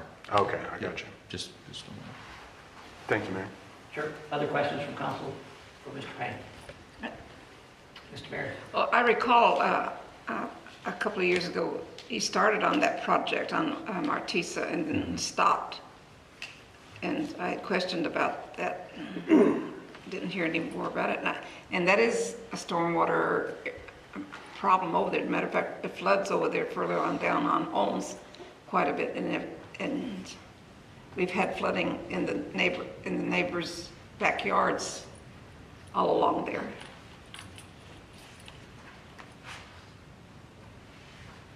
So. Is that a question? No, what I'm saying is how come you stopped it back then? Maybe we thought it stopped, but it was ongoing on that side. We haven't seen any, they were working and then all of a sudden nothing. Yeah, so I think what you usually see is like survey beforehand, right? Like on a design professional, usually first thing you do is survey. I know there was maybe some issues because it's in the backyards, and then you got to notice the people and talk like that. So you see a lot of that going on. You see utility locates, and you see kind of like nothing for a while. It's usually design, and then you're bidding and go out. So maybe, there's just a maybe extended period on the design side. Yeah, because the residents were asking me, when are they gonna do the work? Right. Yeah. And here we are, it's taking that long to, Yeah, and a lot of these, I think we all strive to do them in like 1 year, but they're usually a 2-year deal, just from my experience, just whether it's design and then construction lead times on that side. so what you're asking now is to approve this so you can move forward? Is this Start, yeah, shovels in the ground, yep. shovel in the ground for, I'll wait until I see it. Okay. Oh, you'll see it, yeah. Would it be worth just to move this down a little bit and go maybe try to seek some different source of funding for that additional $250,000? Is there a grant or anything that we could do for that? I'm sure we could look through, but we also risk the other one expiring too. So When does that expire? June 30th, 2025. Oh, this So I year. gotta get moving. Yeah. We're really getting close. Better get busy. So have those grants changed at all since this one was initially done? I mean, I know $287,000 was the cap. I'm sorry, yeah, and I should probably rephrase that. The grant was it was a 50-50 grant, but it was 680. Is what was budgeted for the project? Yes. So if we would have budgeted for $825,125, they would have paid half? Correct. Maybe, if they would have made it to the governor's desk, but yeah. So now the only risk we would run if we canceled this project and then resubmitted it is, would the governor approve that? Right. And I know on those forms, you gotta check, has it ever been awarded, but there's lots of boxes on that end. Right. So, but yeah, it's always a risk. Mr. Perry? You might really reconsider about canceling this here because money is tight right now. The governor's not doling out money like we had in the past, like last year and the year before. We were able to get grants and all that. Because I've been talking to our legislators and they says money is tight. So if we already have the money approved, put the shovel in the, That's what he's asking for tonight. yeah, let's do it. Yeah, let's do it. Is that a motion? That's a motion. Second. Gee, Manny. Who's the second, which one? Jeter? All right. So, I was just going to ask a question when it's discussion time. okay, we're almost there. Okay. Been moved by Councilwoman DeBerry, seconded by Councilman Jeter to award ITB 25002, stormwater pipe replacement, Alderman Martiz Road. Comments? In line with Mr. Allegretto's comments, so the 250,000 that's over came through, you explained it well. And he had a great question about might it disrupt another project that's kind of on the list or whatever else. In that $250,000 is what percentage of how much is available? We're taking $250,000 from an enterprise fund. How much is in that enterprise fund? I mean, what percentage is that 250? I don't know the balance of it right now. I Okay. just check to see if, hey, is it good on that side? And that's kind of like the extent of it on that If you side. were to guess, I mean, what kind, I don't know if it's breaking us or if it's like, that's part of that's 250 from $2 million. That's different, 250 from $300,000. Right. Yeah. Yeah, I don't know. In the reserve, I don't know. Gotcha. Count. But you're bringing it to us for your approval, for staff recommendation to approve it. Correct. And assuming you've looked at those priorities and this is the one that's here for us. Right, correct. Any other comments from council? Council, please vote.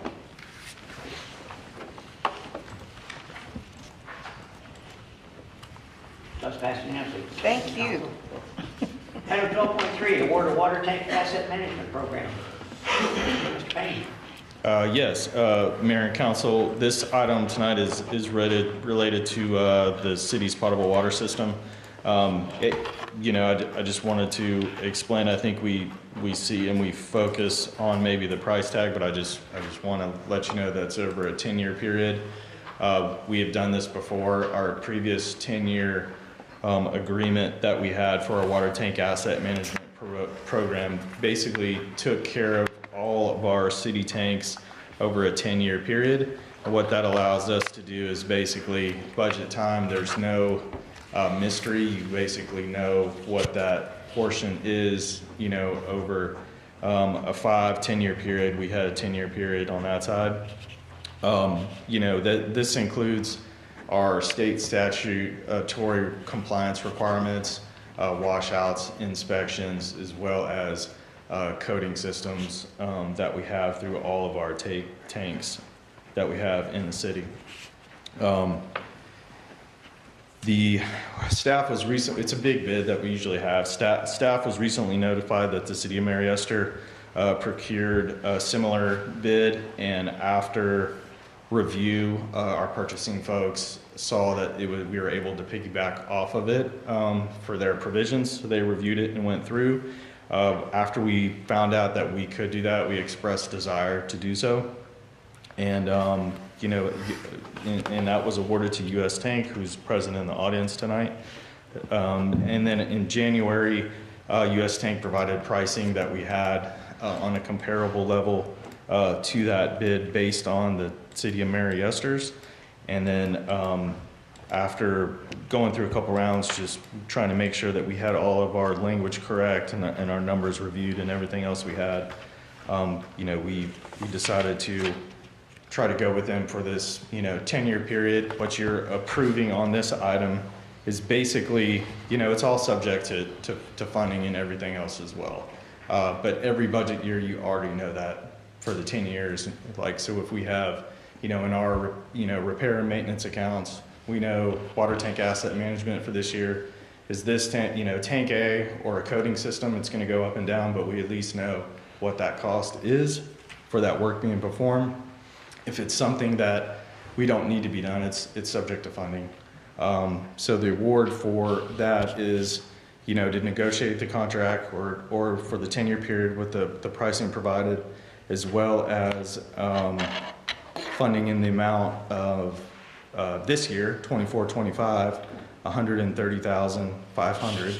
And then, as you mentioned in the financial recommendation, the future years, staff will use this to, you know, have a basically a sustainable budget over a 10-year period of time that you know. As far as the charter amendment ordinance 2145, due to the exemptions being enterprise operating from the utility fund, it doesn't affect that on that side. So having said that, the recommendation is to execute a 10-year contract with US Tank of Chipley, Florida, in the amount of $2,174,275 over a 10-year period, and then to authorize this year's work in the amount of $130,500, which is budgeted within the utility fund. It's not additional. And in addition to those two items, we would recommend authorization to utilize US Tank for incidental repairs that we do have whenever they do our inspections and visits. If they find something, usually we go through that process. Usually it's under, but if it's above, you know, we'll take it back like we've done before, as allocated, you know, during the budget year. So having said that, I know that the 10-year period number is what you see, but it's really $130,000 this year. Thank you, sir. Questions from council for Mr. Payne? Mr. Walker? Yeah, so if it's already in the budget through that, I don't understand why you're here asking us for the money, because the money's been approved. Now, I can understand the approval of the 10-year contract and for future obligations, but if it's a part of the 24-25 budget. Really, because our other contracts sunset, so procurement wise, you know, we would need some type of awarding mechanism really to keep going, but that would be the intent for the future after this. So we've done it before on this end, like to start off, and then you don't see, unless there's something that's grossly different from there, like a scope change on something, then we usually don't go back. But like you said, we operate just like you did. Well, I mean, we're not amending the budget, we're not adding to the budget, this was already in there, so in my mind, I don't know why the 130,500 request is in there. We already approved it for you to spend it. Right. And so awarding the 10-year makes sense, I mean, that's what you're looking for, it's about $217,000 a year on average is Gotcha. what it's forecast. Thank you. Other questions for Mr. Payne from council? Anyone from the public wishes to comment on this? Seeing none, council, may we get a motion? Mr. Mayor, make a motion to approve, to go staff recommendation for the items as listed here by Mr. Payne. Second. David, second. Yes, sir. Okay. Been moved by Councilman Walker and seconded by Councilman Schmidt to award the water tank asset management program with a 10-year contract in the amount of $2,174,275 and to complete the FY 24-25 water tank assessment management services in the amount of $130,500. Further comments? Yes, sir. So, moving staff's recommendation, this is item 4.1, 4.2, 4.3, correct? Yes. Okay. Unless if you Yes. recommend it. Yeah, no, I was just making sure we're doing all three at the same time, yeah. Yes. Council, please vote.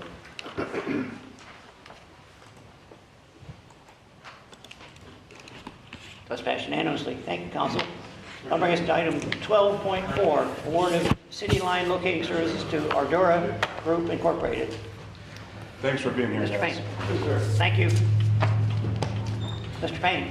Yes, third item, and by the way, I feel like it's always nice to have those people when you do these big awards like that, even if they don't. I know, you guys appreciate it. I do. The item in front of you tonight is award of a city line locating services to Ardura Group. Just a little bit of background. The city is a utility, water sewer provider, stormwater, reclaimed water. Because we are a utility, we have to be a part of Sunshine 811. Those of you know, it's a line locating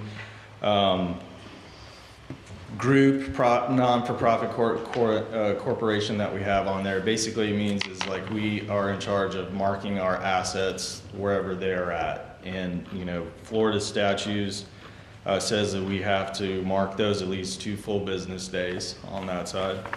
It was created basically to prevent damages to facilities in Florida. And you can see that, it was established in 1993.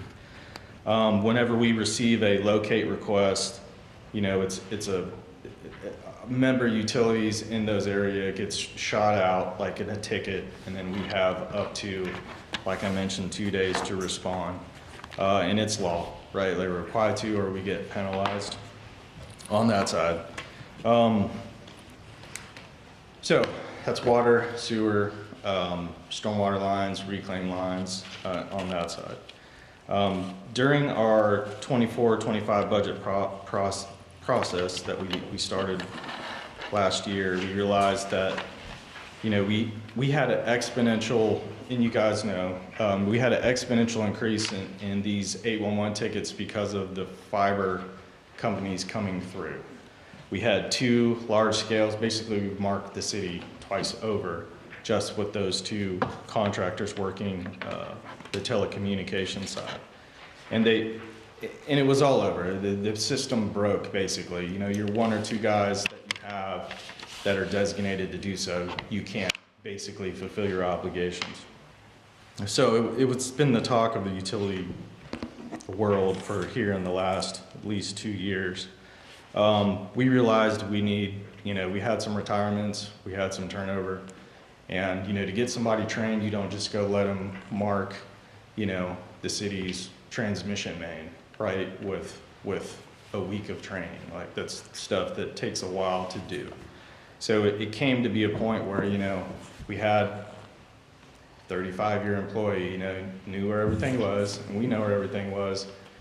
We have a replacement was here for a period of time. We felt comfortable. It just started to be an issue. So we decided we had Lumen charter amendments. We had, turnover on that side. So there is a contractual service was reputable, that is used through Okaloosa County Water and Sewer. We had them assist us last year before this, just in a help, basically, emergency level. And, you know, whenever we went back through the budget process, we thought, you know, it probably behooves us to go contractual entirely with line locating services. We don't have to worry about, you know, someone calling in sick. We don't have to worry, it's just taken care of the whole time. So we pulled an FTE out of utilities budget on that side and replaced this with that side. Now, we are piggybacking the rates off Okaloosa County Water and Sewer, continuing service contract, and you can see those rates is attached. We, you know, since the tickets, we pay per ticket, and there's no really way to tell other than your historical ticket amount for a month on what you have. But we basically proposed a $200,000 amount for the year, which is, as you can see, you know, a burden employee we had was, you know, a little bit over 60,000. That was salary, benefits, that was everything included. And our contractual price that we have is, you know, we're estimated to be around 200K. Could be a little bit less depending on what we have. But it made sense to us at the time. So basically, you know, the financial recommendation, that financial and recommendational portion that we have was to, you know, add the 200K in the operating budget, which we did, and pull the FTE. We just needed to award it officially on a continuing service deal. So we did the legwork up front, but we just operated off a previous task order with him to assist us. But this is basically a formal deal to do it for the rest of the year. So the recommendation that we have here is to execute agreement with Ardura Group in the estimated amount of $200,000 for utility line locating services via piggyback clause from Okaloosa County Board of County Commissioners, and award contract, and it lists the RFQ and awarded contract. So a lot of this is done. I'm not asking for any more money. We included it in the budget because we saw this coming. Charter amendment wise, it is impacted by Charter Amendment Ordinance 2145. But, you know, since we're removing personnel and adding to operating, the operating's somewhat unscathed by 2145. But it is an increase in the budget that would move forward on that side. So with said that, hopefully you guys understand what we're doing, but I'm here for any questions.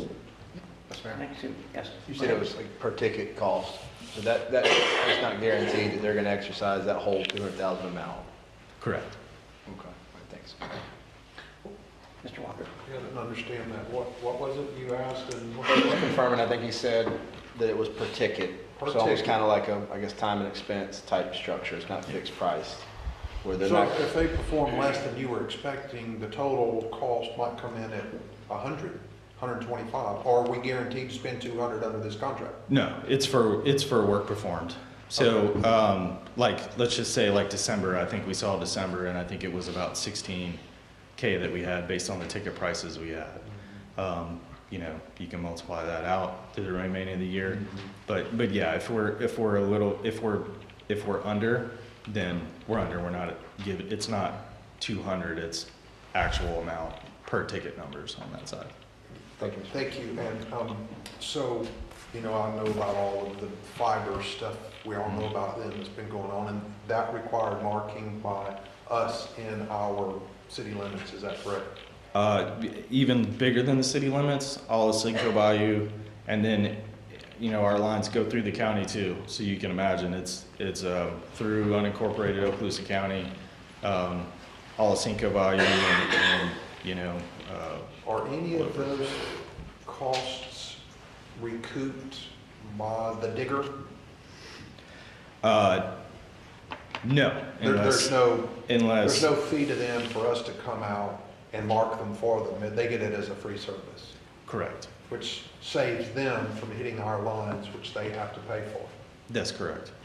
If they're responded to, yeah, like I said, the system got broke really quick. It was very, very evident it was never intended for you know, it's intended for a block or something like that on that end. It's not intended for miles of it and thousands of feet. But basically, you had to navigate this with white gloves, both on a damaged side and as statutory side, so you're not, you know, left with the bag.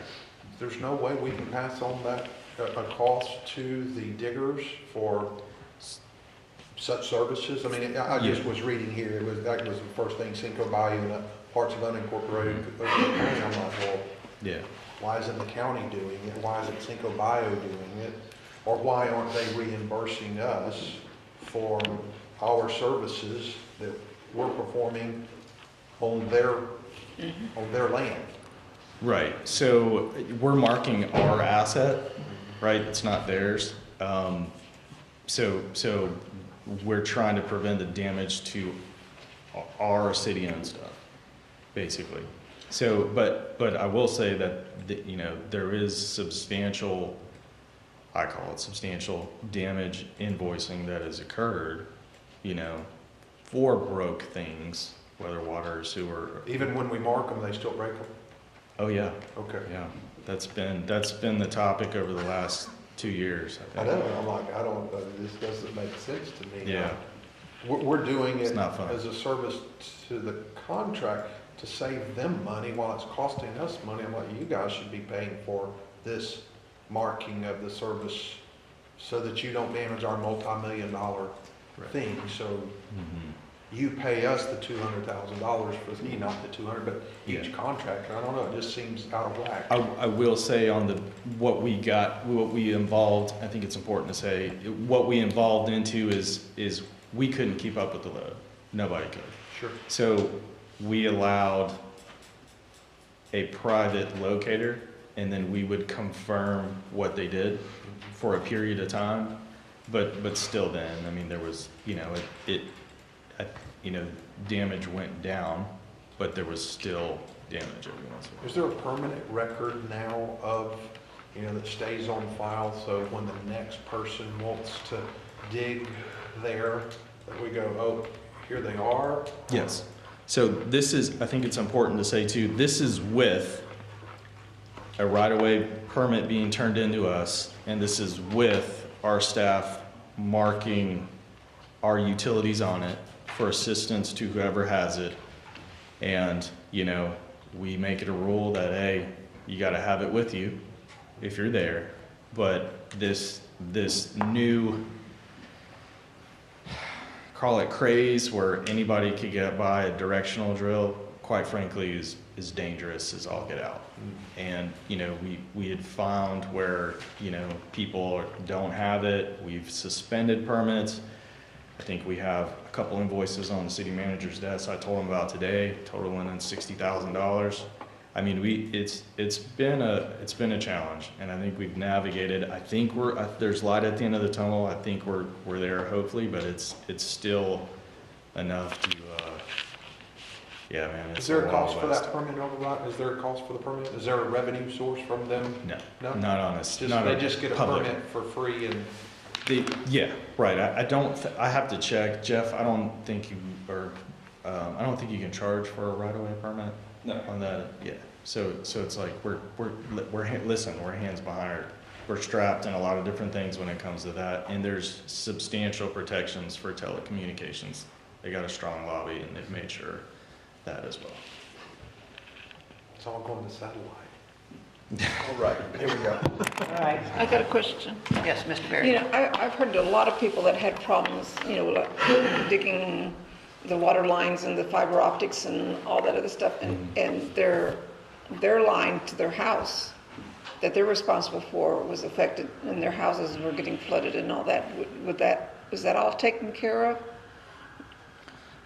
One way or another, it gets taken care of. Now, how it's divvied out and responsibility, you know, they're all different. But yeah, nobody. I'm pretty sure nobody just. Because when I spoke to you a while back, you know, you were repairing it, and then you were invoicing the contractor or whoever. Were we getting reimbursed for? Yes, we've we send them out. We all, it always lags behind. It's never real time, but that covers, unfortunately we have to we have to expend all that time and labor, and then, see it on the back end as it comes in. I hope you're billing them for, well, I'll tell you, my mailbox is getting flooded for insurance of people saying to cover your water lines, your Yes. underground water lines and things like that. Is this something I need to worry about, It's a private deal. I think there's a few carriers that do it. FP&L, I think, does it too.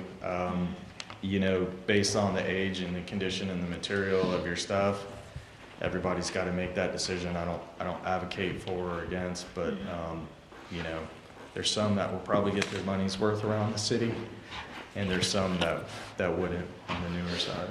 Well, they already put in the fiber optic stuff on my street and then also new water meter. Yes. So you guys aren't going to be messing with my street anymore for a while. Martisa. Is that what you're saying? Martisa goes across. Well, that's In the backyard? no, it's not my backyard. There's a easement there. Is that the correct word? Yes, Between Bishop and Martisa, I think. I do There's- believe so. Yeah, that's where they're going to, that's been going on as long as I can remember. Mr. Mayor? Yes, go ahead. Are we, not to drill in too deep, but those invoices and the costs, are we holding off any further permits for those vendors until we get that resolved? Or Yes. get their side of the story? Yeah, I think we've all, you got to remember, we've never had to do any of this before, right? So Sure. we're all, first rodeo around, but we do have some ordinances in place that we have recently utilized. Awesome.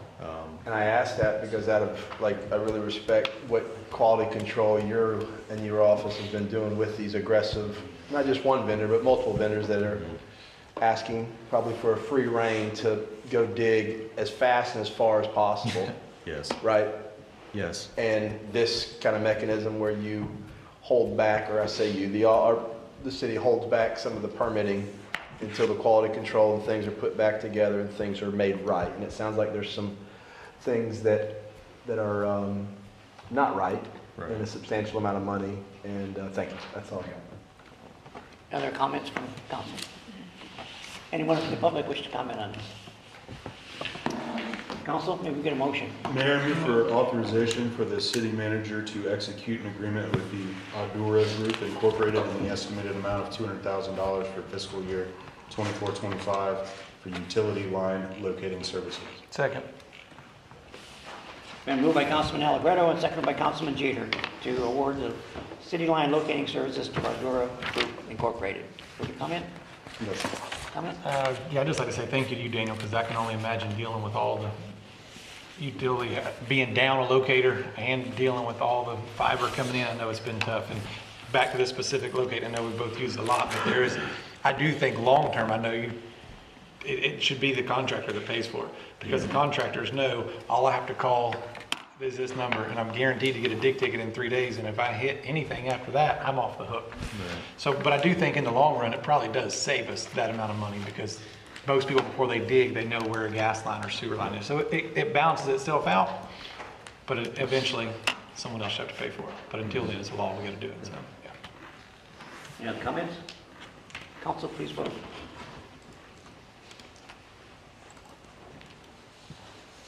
And it does pass unanimously. Thank you, council. And that'll bring us to item 13, city manager reports. Mr. Reeves. Mayor, council, thank you so much. Just a couple of things. I'll keep you just real short. Last time that we were here together, one of the big things you guys were pushing for, some of your priorities were the ball fields over on Jet and the expansion, and we continue to work on that.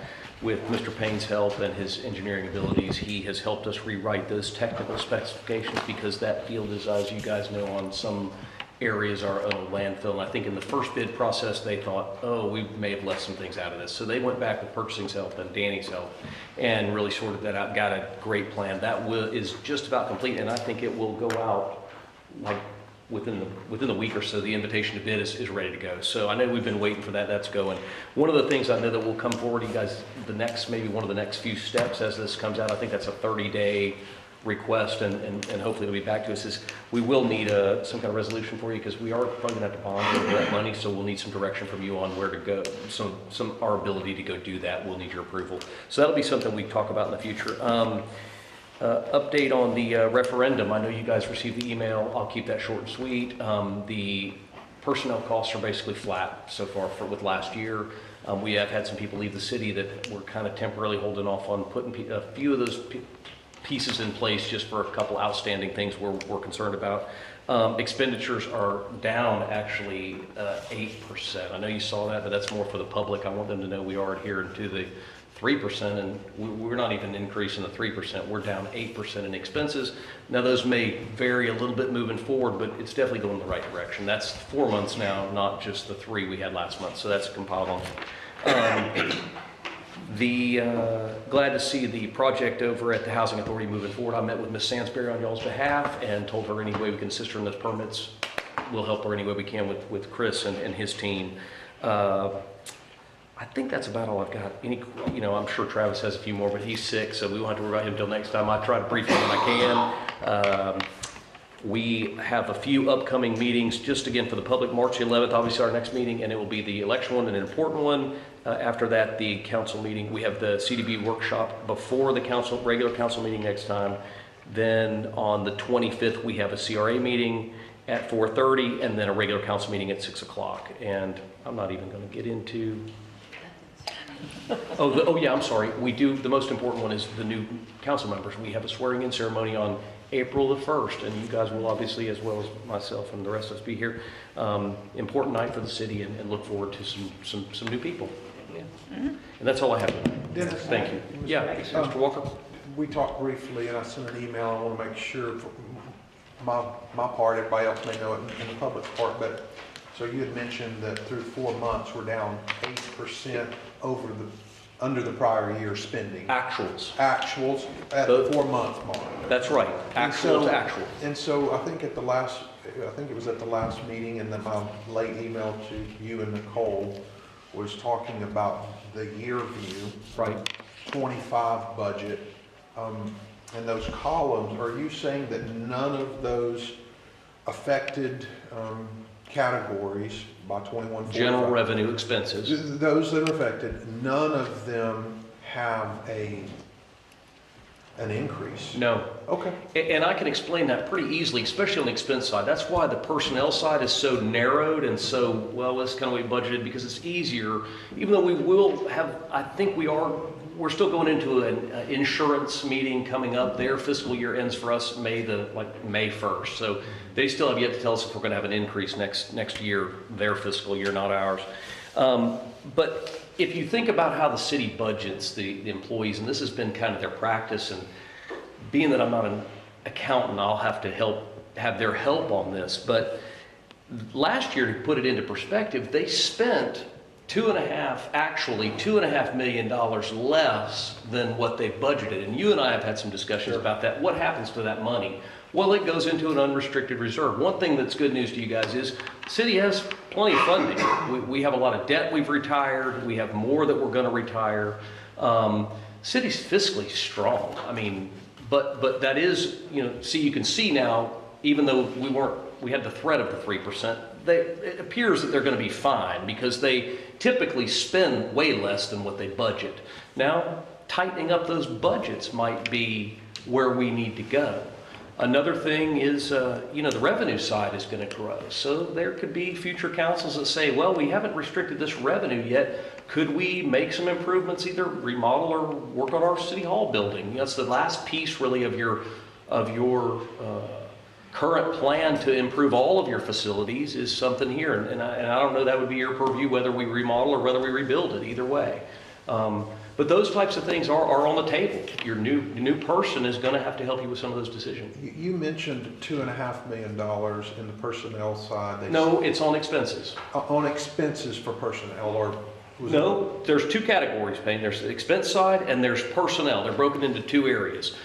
Both of them are restricted in the general fund at 3%. Okay. But we're only working and I've been warned, let's stay out of the budgeted portion of it. I just use as an example. Right. This year, though, if you look at actuals to the 24 year budget, Right. we're 8% year to date below where we spent actually last year. And last year's budget was $2.5 million less than the budget. So if you see there is a trend to spend less money, if that will continue through the year, we'll look great and we'll meet the requirements of the 3% without any problem.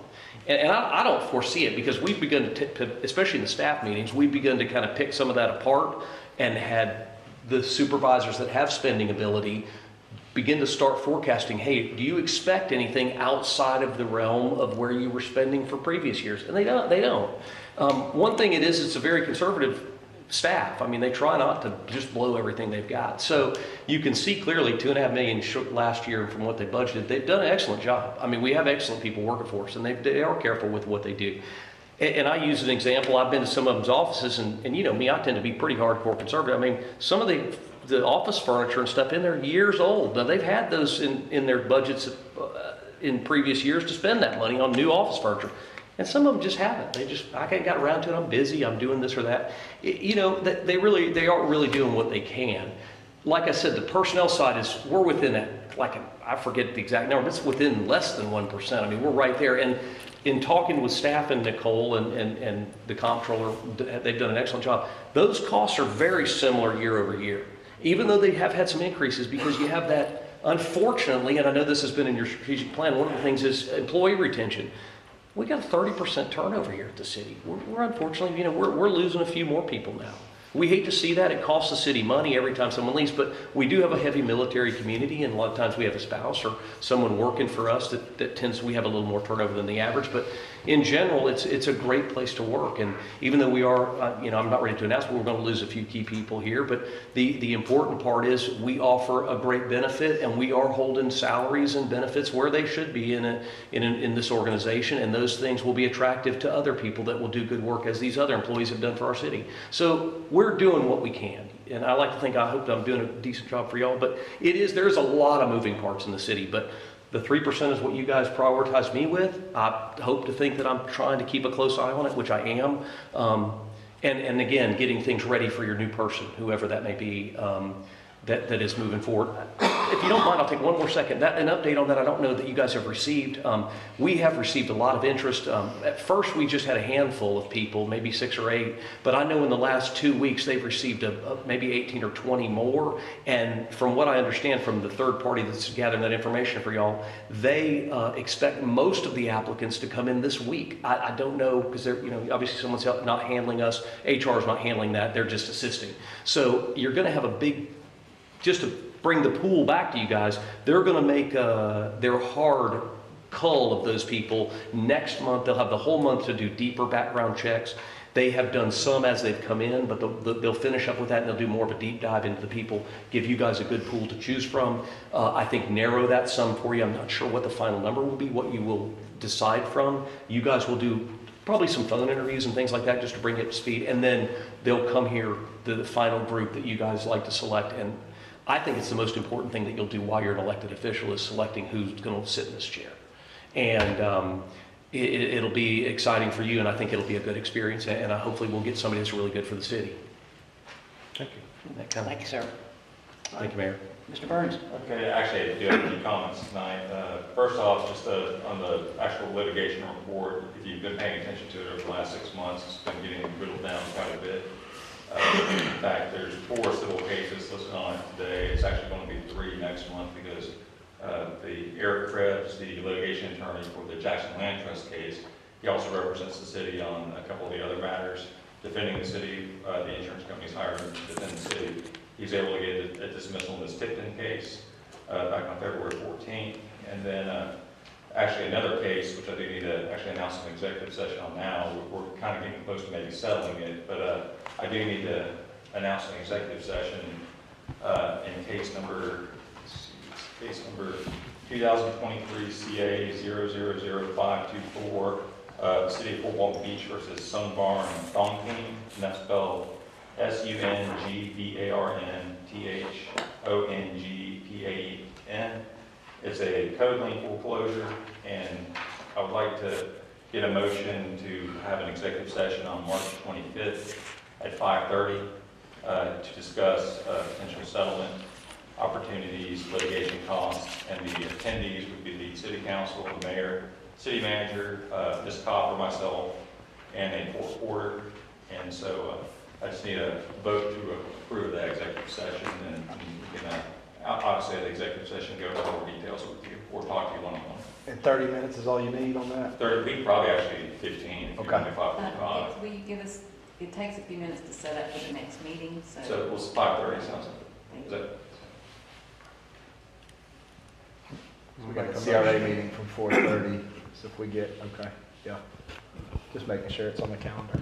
All right. Need a motion? And as long as the CRA meeting did bleed over a little bit, as long as it's noticed, and we started at 5:35, 5:40, we could still, it wouldn't mess with the notice. So moved. Second. Okay, it's been moved and seconded to have an executive session on March 25th, starting at or around 5:30, depending on how the other meetings go. Further comments? Yes, sir. Comments? Council, please vote.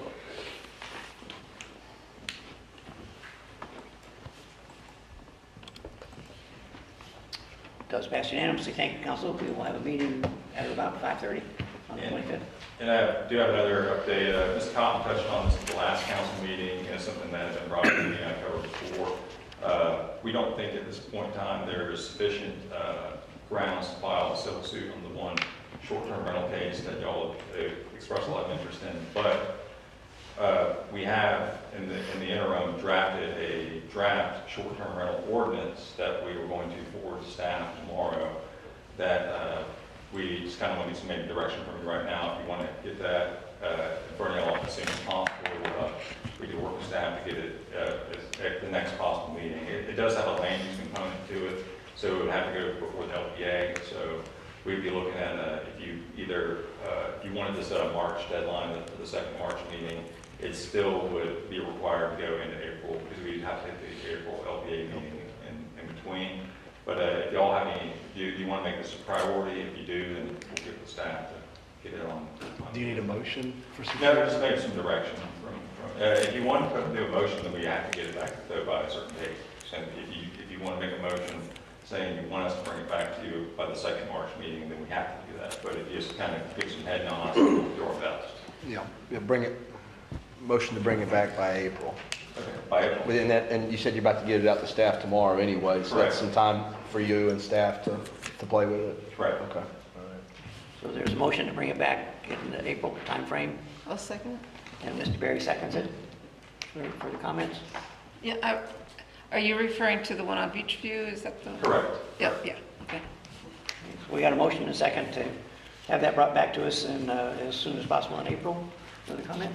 No, I appreciate you staying in front of that. Comment? Briefly, just that if we are going to put this on an agenda for our discussion of whatever you guys come up with, if we could make sure to please invite all the parties that are involved in that, not only some of the people that are upset about that particular house, but be also the owner of that particular property. Well, actually, this doesn't involve that property at all. Sure. This is citywide. I understand that, but the reasoning behind us having this discussion in the first place, at least in the last year and a half, has been that particular property. So I just wanted to make sure I wasn't aware. Thank you for being here, sir. I just want to make sure on the record, it's not picking, it's not. Oh, absolutely, absolutely, for certain. But all about it. Mr. Jeter. But to follow like Councilman Allegro was saying, your timeline would be bring it back to us sometime in March. We're just going to massage it, action, direction, discussion. It's going to go back to LPA. It's going to come back for 2 more readings. It's still going to be a. Well, we might be able to bring it back for a first reading at the second March meeting, and we could have, we can have the LPA consider in the interim in between the 2 meetings. So if we bring it back for a first reading at that second, and y'all don't make any changes, then it would go to LPA at the start of April, and then at the first real meeting in April, it would be voted at the second reading. Okay. All right, so we had a motion and a second and a discussion. Council, please vote. And then the last time,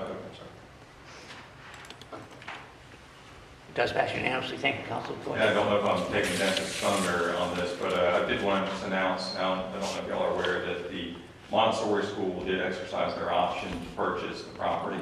And City Hall granted them an extension a few months ago, and that gave them enough time. It does appear they got their financing in place, and so they have exercised that option, and it's already at the title company now, and they're working towards a closing date.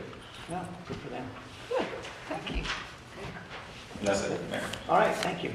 So back to us, and you were first, Mr. Jeter. I'm good. You're good? No comments, yes, sir. Mr. Schmidt? Yeah, Mr. Ruiz, Mr. Burns, thank you all. That was very detailed. And also want to just highlight, it's great seeing team members and employees, you know, Jeremy and others outside of here that are developing their leadership. I got a chance to see Jeremy and others in action in leadership, Okaloosa and Walton. Also just, again, want to piggyback what Mr. Reeves said. We have a group of employees and team members that are coming to work every day to improve not only their personal quality of life, but the residents and the businesses. So we appreciate you, Jeremy, and all the team members that are working hard every single day for the city of Fort Walton Beach. That's all I got, Mr. Mayor. Thank you, sir. Mr. Walker? Nothing to add, thank you. All right. Mr. Allegretto? No, sir, I'm good. Mr. Berry? Yes, I have a couple of things. I wanted to clarify that Martisa, of what we were talking about, is not actually on the Martisa Road. It's a large easement between Bishop and Martisa. So we've been going through this for the last 50 years or so, something like that. And then also I wanted to tell you, turf grass on the Crescent Hood Sports Complex works. It rained, they still played the ball. They were nice with the noise and all that, and they rained, and they didn't play until 10, 11, 12, 1 o'clock in the morning. So even though it was expensive, it works. So they played, and it seemed like they had a good time on that. So I appreciate that, and all my neighbors on Martisa appreciate that also too. Very good. Very good. I just want to make sure everybody gets out to vote on March 11th. It's a very significant election. Encouraging the whole community to get out and vote. We need maximum attendance for that. And after that, let's go home. Let's go home.